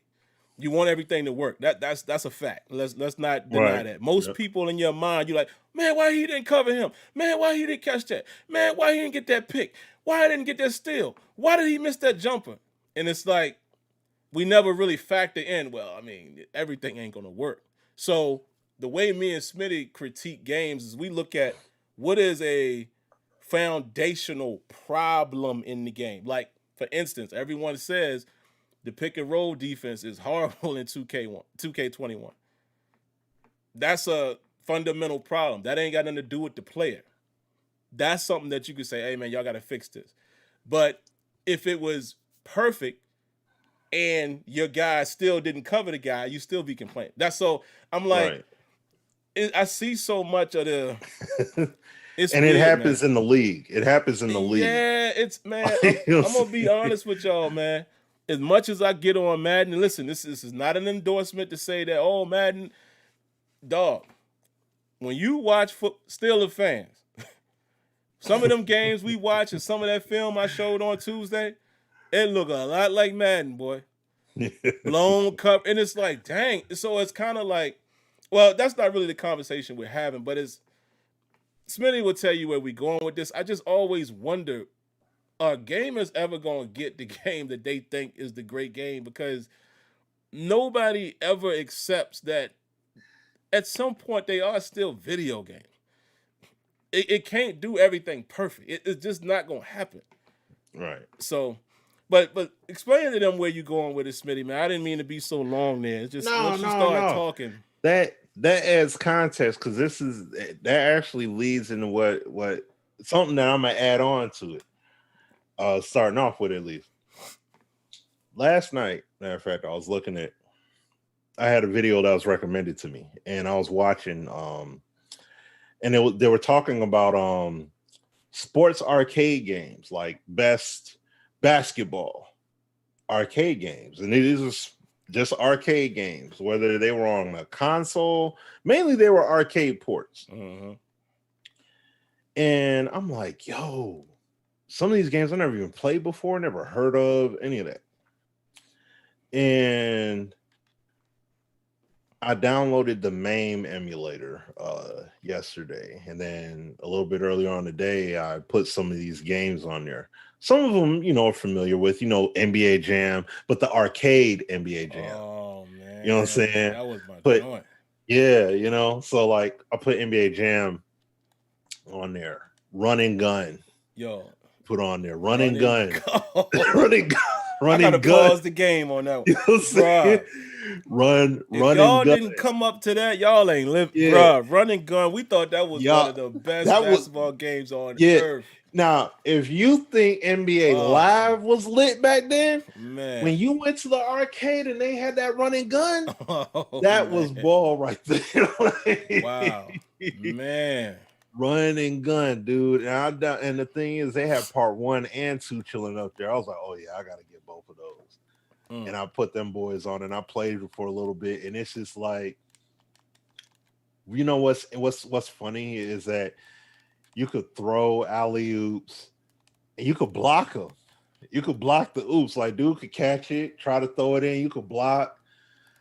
You got dudes, and now you couldn't do it in Run and Gun 1, but part 2, though, you could pass out the dunk, pass out the layup and everything. And they do the fancy passes and all that stuff. Like, it looks legit in the game. So it's like, yep. If you don't even know about it, just YouTube it. YouTube Run and Gun gameplay. play that. That's like Man, the golden. best arcade basketball game out there. And the crazy thing, excuse me, it has legit basketball stuff in it. You know what I'm saying?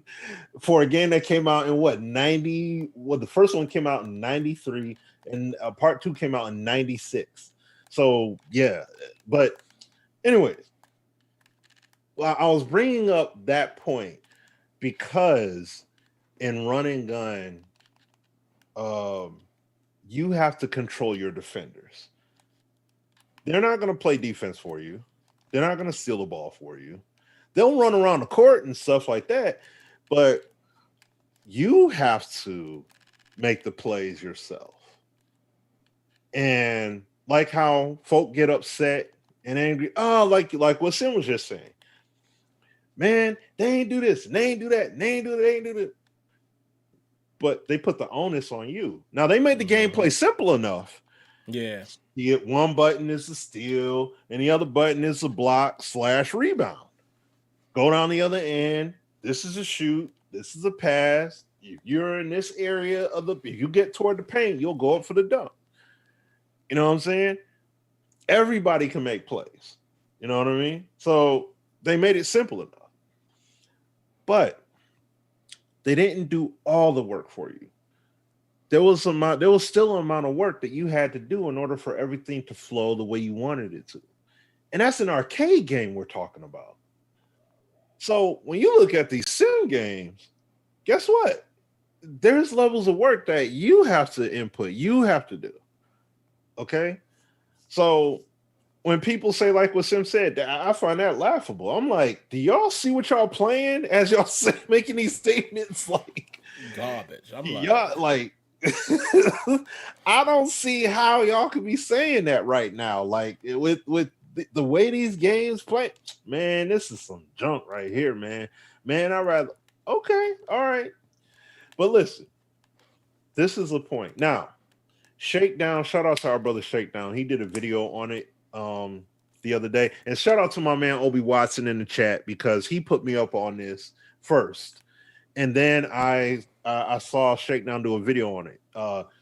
2K had a weekend online in the city. Some kind of Puma event, whatever, you know. You can I ain't get even been in the city. Yeah, that's what I'm saying. Like, I mean, I haven't been in there yet either. But I'm still in college. In the city. Or did I get drafted? No, I'm still got to play my final game, and I returned. So I went to Syracuse and I returned because I've had so much fun in the college environment. I said I'm gonna come back. Yeah. And now I'm about to go to the draft, so I'm waiting to get drafted. Okay. So the thing is, it was an online event, and there was like all kinds of bugginess and glitchiness was happening because you had a whole bunch of people trying to get on and play. You had disconnects. You had people that were loading up into the city, and they were like, it was like they were standing on water. Like they were in the river just standing there. And it kept happening. It took long amounts of time to try and connect to a game, to get a game going, stuff like that. Man. So it's like that weekend they got hit real hard with a bunch of problems. And the thing that happened that had me that's funny is like all of a sudden people are picking up Live 19 and they're playing that like and look, the part that gets me, Puma event. That's what it was. Thanks, Watson. Puma event. And the thing about it is what made it more jacked up was that you have people playing this game Live 19 that barely gave it a chance. Clowned it. Barely, yeah, clowned on it. These are guys that primarily built their YouTube following off of 2K, clearly. And they like, yo, man, I could grind myself a character in this game looking good right here, boy. And I'm like, bruh, you don't know nothing about any of the problems this game. This game got a lot of problems. And it's like they look as casual as can be playing the game, and they're acting like, oh, it's okay. I'm going to go ahead and play through it. I'm like, wait till you see Wait till you see how badly you get stuck in 2-man animations. I mean, I seen a dude, he was up here saying it was garbage that people were making contested layups. Just because a defender jumps, that doesn't mean that you're going to miss the layup. You don't miss every single, you don't see players in the NBA, NCAA, in your backyard. You know what I'm saying? Everybody doesn't miss layups because somebody jumps up to contest it. You know what I'm saying? People make layups. Like it's part of the sport. And see, that's the thing. People have this conditioning when they play 2K. They just act Yep. like the game's supposed to be that way for everyone. And they be like, oh, besides the fact that people making layups, oh, that's some nonsense right there. Huh? No, that's part of the sport. And then what cracked me up, there was another guy. He ain't fired the game up at all. It had the last time live was updated was either August or September of 2019. My man was up here getting hyped, talking about okay, I see you, EA, doing all these updates. You see the dates on these? These are 2019. They aren't updating this game anymore, man. This game done. Like, what are you talking about? And these dudes, shout out to Till House. Much respect to you, brother. But you keep doing these videos, man. Well, he keep on, yo, this game playing better than it ever did before. No. Just because you're playing it, canceled, brother. that's what I'm saying. Just because you playing the game on your Xbox Series X, that doesn't mean that all of a sudden, the game didn't change. No. Just because it got a graphic touch up and the loading times are faster, the game is not better. You know what I'm saying? Right. That's what I'm saying. Like, nah, man. Yeah, right. Don't even get me started on the chicken wing defending. Like, I seen my man playing, and he was up here. Man, I'm flicking the right analog stick up, but they ain't doing nothing. Because they're not going to do anything. See, in 2K, when you do that, your defender will put their hands up. They don't do that in live. It ain't responsive one-to-one. See, they're going to learn that the hard way. Because when you see the chicken wing shot contesting, where you jump up and the defender, the ball waits until it goes over your head, and then all of a sudden you'll extend your arm and swing it forward after you can't do nothing about it, even though your input timing was there. Yeah, you're in for all of that. And what about the 2-man force animations where they'll make you get dunked on, or the dude that does the Euro step and you get pulled in as if he did fake you out, but honestly the control was stole from you and you get pulled into animations? Yeah, you in for all of that. And then what's going to happen is all these dudes that are playing this live are going to all of a sudden run right back to 2K and be like, oh my gosh, I can't believe I left this. No. Y'all did the same thing to Live 16. Y'all was upset with 2K15. Oh man, I'm upset. Play that NBA Live demo. What y'all do? Stopped right there. As soon as y'all didn't even play the full game. Y'all just played the demo. Y'all like, I'm good. Y'all saw one flaw in that game. Remember, y'all saw one or two flaws. What they have it like, dude was somebody shot a jump shot and the guy was turned backwards away from the basket, and he did the jump shot for him toward the crowd, but the ball went toward the hoop. And y'all y'all slam dance on EA for that. And y'all like, oh man, that's why I ain't playing live. I'm playing 2K. But look at what y'all do. 2K has something egregious happen, and look what y'all now y'all want to play a 2-year-old game. You see what I'm saying? now you want to play this that you abandoned. You know what I'm saying? So, nah, man. Yeah, the forced push off of ankle breakers and stuff. Exactly. Like, they don't know what they're getting themselves into. They really think the game is that clean. It is not. There's a reason why people barely played and streamed it, dude. That's why. And sadly, they didn't capitalize on Live 18. And I talked about that. We've talked about that before here already. But that And that's the thing that gets me is yes, we want options and we want viable options, but at the same time, we got to keep it a G. Because when I think of 2K football, what happens when something like that happens? Well, first of all, depending upon what they offer us, if they let's just say they offer us something legit. What happens when something egregious happens in that game? You gonna go play Madden? Oops! Oh! Come on! You know what I'm saying? The game y'all wanted to get away from so bad, y'all gonna run right back to playing that game now? You see what I'm saying? So just Bad like Madden. that's what I'm saying. So just be mindful. You know what I'm saying? Because like y'all really drinking that Kool-Aid real tough right now because you feel a certain way about 2K, and it's like, oh yeah, I'm about to be running this live strong. Like y'all really about to be running that for the next few months or something like that because you see some buggy things happen in 2K. Same stuff that's been happening to y'all all year for years. And now all of a sudden y'all flipping switches. No, man. It's like the people that are mad about Madden with the player movement and talking about all the zones are terrible. The zones have been terrible. All of a sudden they're bad now. Like, come on, they've been bad. Yo, I don't like the route running.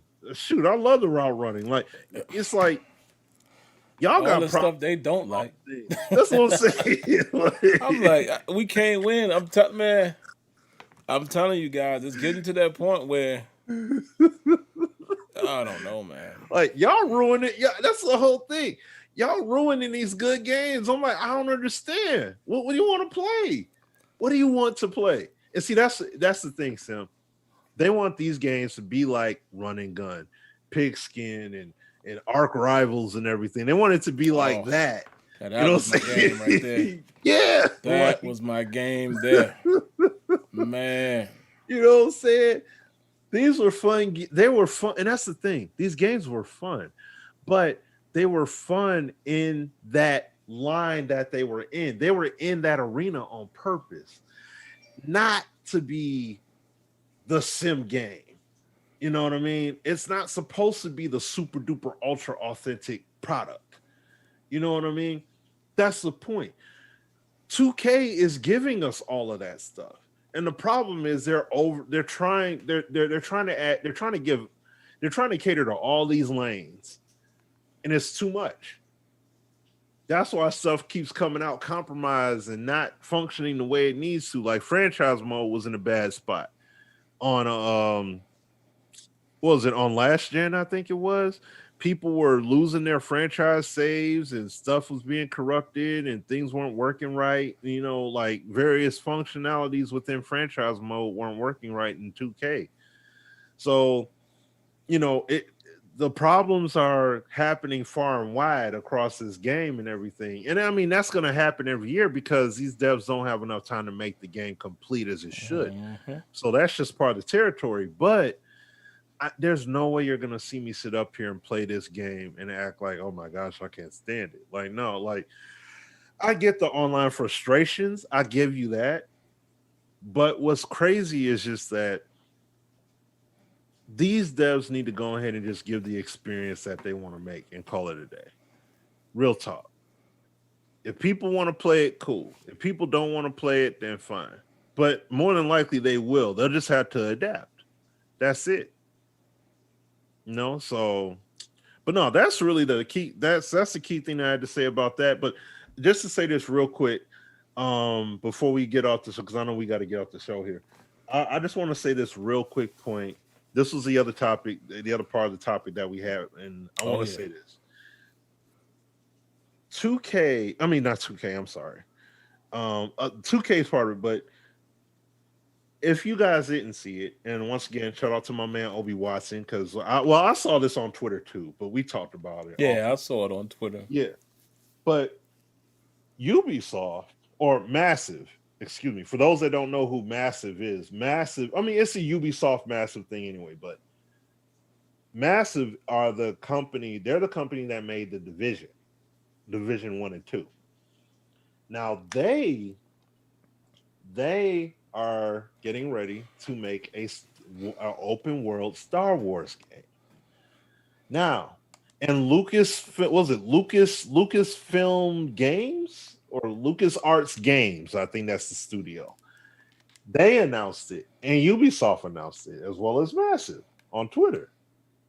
And what was so funny about it was when they made their announcement, showing a little video trailer. It didn't show any gameplay or nothing, but it's, they just made the announcement.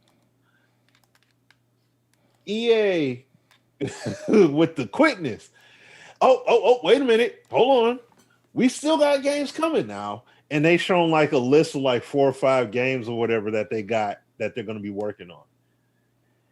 Because if for those that may not remember, EA originally signed the sole exclusivity deal with Lucasfilms to make the Star Wars video games. They were the only company that was able to use that licensing. But now you saw what Disney basically came up and said, no, this is what's about to happen. We about to let these dudes do it over here. Because y'all playing around over here. Y'all, whatever it is you did to get them mad, this is what's happening now. And I say that to make this point. NBA. Remember what happened with Madden. Remember, as soon as you seen the news about 2K, Take-Two Interactive, getting that deal, getting the players licensing and all that stuff, what did you see EA jump out and do? Oh, wait a minute. Remember, y'all, we got the exclusive rights. We're the ones that can make an authentic simulation football game. So just don't forget that. See what this makes me think, or what this makes me even furthermore believe now, is that if the NFL, if 2K, let's say 2K knocks it out the park with whatever it is that they're working on, if they knock it out the park and it's a legit good game and it pulls good weight toward the NFL, it would not shock me to see probably in the next year or two, hey, let these dudes make a legit football game now. They can make a simulation football game too. And in the midst of EA having their exclusivity, they still can go ahead and do that. So that lets me know, just like Disney pulled EA's card and was like, no, skip that. Yeah, we still got our deal, but they're going to do this too. The NFL will mess around and do the same thing. They'll be like, hey, yo, these dudes making things happen. Let these dudes get that license, man. Let these dudes be able to make them sim games. Like, we gave them the player license, we gave them the teams.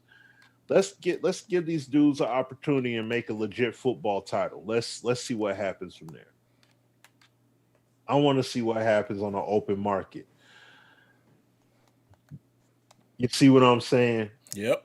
When you don't take care of your business, like EA doing, and they give somebody a chance to do something, they'll come through. Ubisoft doing that thing with Division.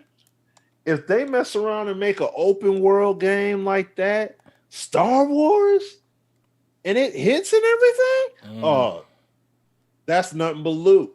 And you would have done something that EA already had the opportunity. Because remember, they were supposed to do something like that with one of the studios that they ended up shutting down. EA was. They had the lady from Naughty Dog working for them. And she was supposed they were supposed to be making a like an open world kind of Star Wars game or whatever, and you were controlling one specific character, but it was going to be an open world kind of game, and they canceled that whole project, shut the studio down.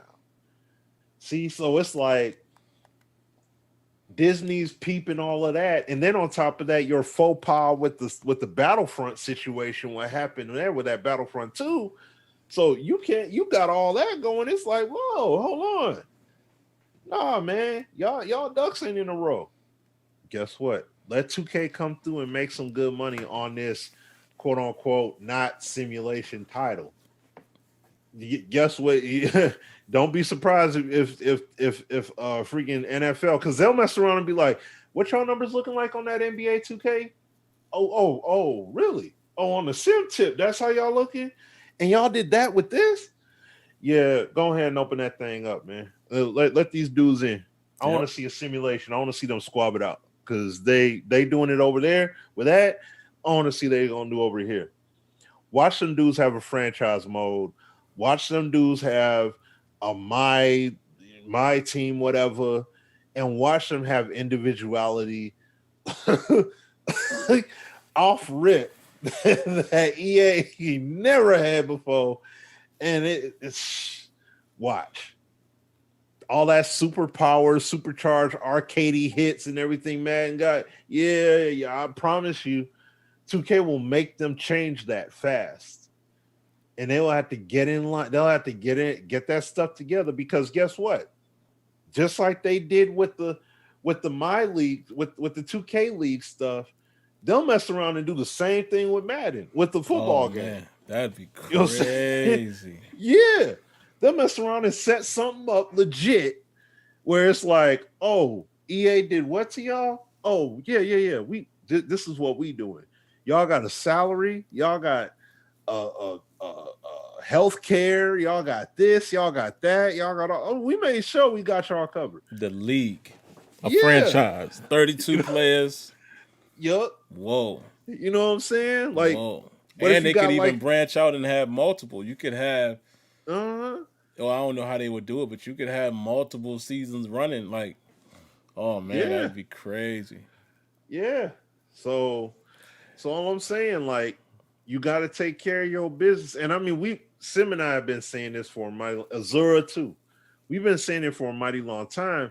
But see, that's the whole thing with the speed of business. It doesn't necessarily move at the speed you want, but at the same time, it's happening now. Like you're seeing it in this social media day and age where people showcase frustration and disdain in such a public manner. Like you can get the attention of the big wigs by these videos. I mean, that's how Hard 8 Times got viral. He played a key role, you know what I'm saying, in NBA Elite getting shut down. So that was in more the earlier coming of age point of YouTube. And it was like, this game got to Peter Moore and all those guys at the time, and it was like, oh no, we can't put this game. No, we gotta take the L. We are laughing stock right now. Yeah. So the same thing can happen here now. So it's just like if you're going to bring it, you better bring it like you never did before. And because 2K is going to bring something that you may not be able to embrace what they bring, dude. You may not be able to handle it. So we'll see. That's why it's going to be high anticipation whenever these dudes put anything, whenever they put this game out. It's going to be very highly anticipated. So we'll see what happens, man. I'm scared of it, man. Oh yeah. I don't know what to take from, and I'm not going to spend a lot of time because we got to wrap up, but I don't know what to take from non-simulation. I don't. There's so many avenues they can go in. I don't know. And I see shout outs to James Breedlove. He said he wished they would go the 2K8 route rather than arcade. It would sell today. I don't think it would, man. That's one thing I think that's been proven. Is that the football community as a whole, masses, not talking about us crazy nuts who are franchise guys and there's communities of people who customize, not talking about us. I'm talking about the grand scheme of things. It's been proven that won't work by multiple games. Yeah. Unfortunately, it just won't work. I don't think they ever do that again. Especially when you're sitting on a giant in NBA 2K. They not making an APF again. It just don't make sense. Madden, whether we all hate it or love it, it is the household name. People love the NFL. You know, the average Joe wants to, put the Buccaneers on and see Brady and, all of them. Right. They ain't got time. They don't know about the community who customized. They don't. Right. It ain't going to sell.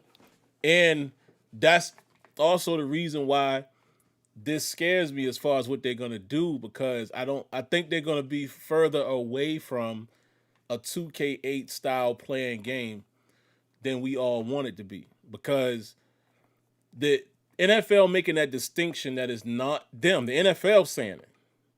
Non-simulation, that scares me.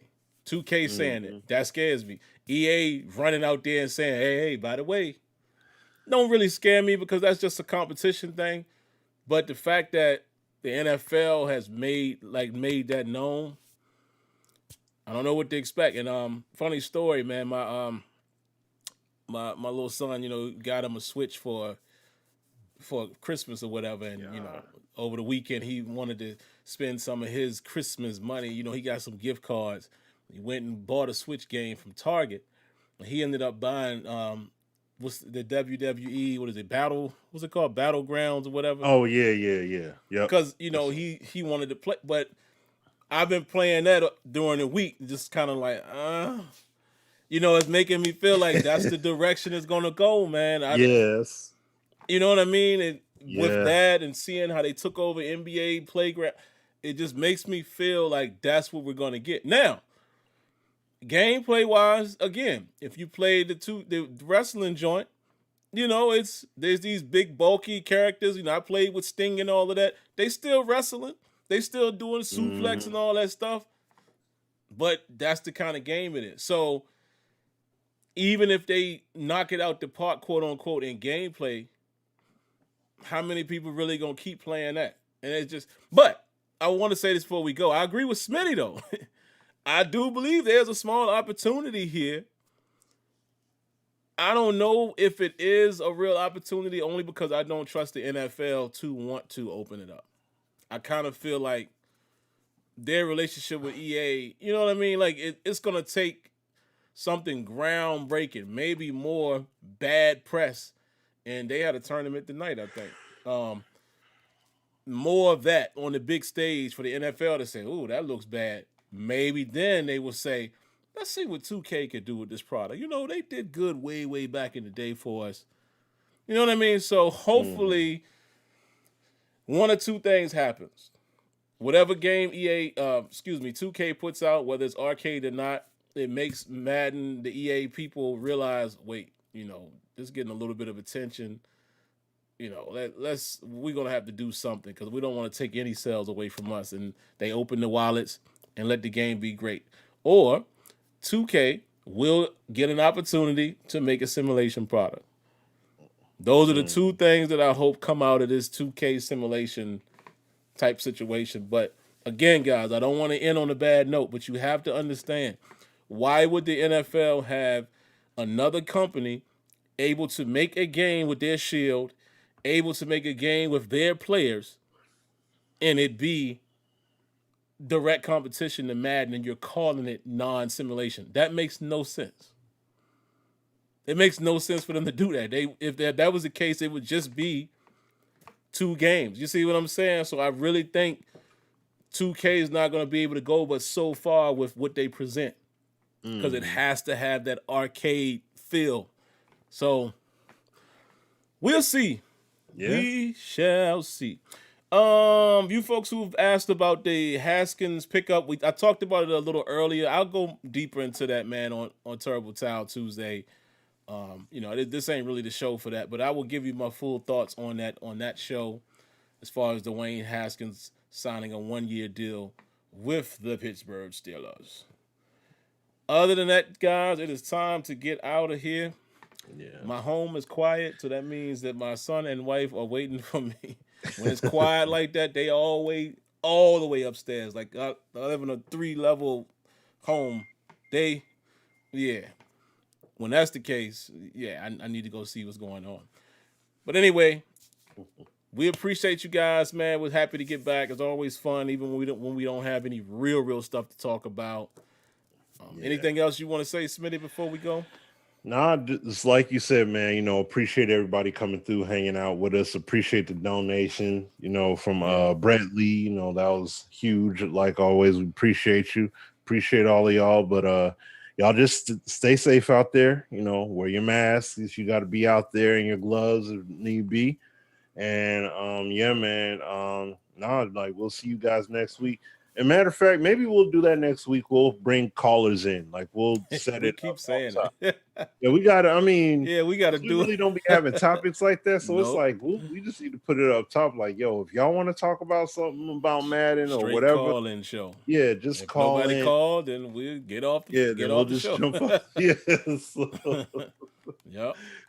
But yeah. So. Oh, real quick. Well, no, we ain't Mhm. got time, but tell us next week. I missed it in the chat. I want to know what y'all experiencing, man, in next gen. How you guys enjoying it? Like I said, yeah. I'm having a good time with my PS5, man. You know, the bulk of my time has been spent with Spider-Man.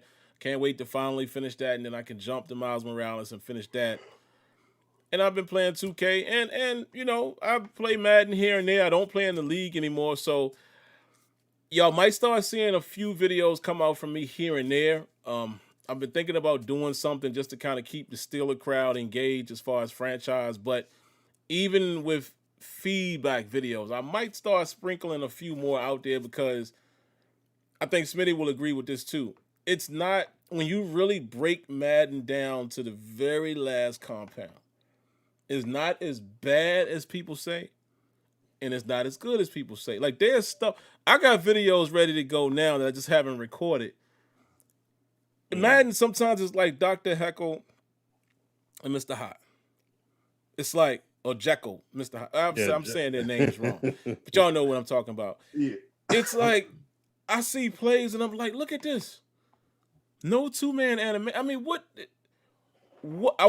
that might be the series when I start doing feedback videos. I might call it "What is really under the hood." I want to know what's really going on under there that can make it play out this way sometimes and then go completely nuts another time. Something don't jive, man. But anyway, that's for another show. But all right, guys, y'all have a good night. God bless. Stay safe. Enjoy your weekend. Enjoy football on Sunday. And next week, we'll be talking about who we're going to see in the Super Bowl. All right, guys, we out of here.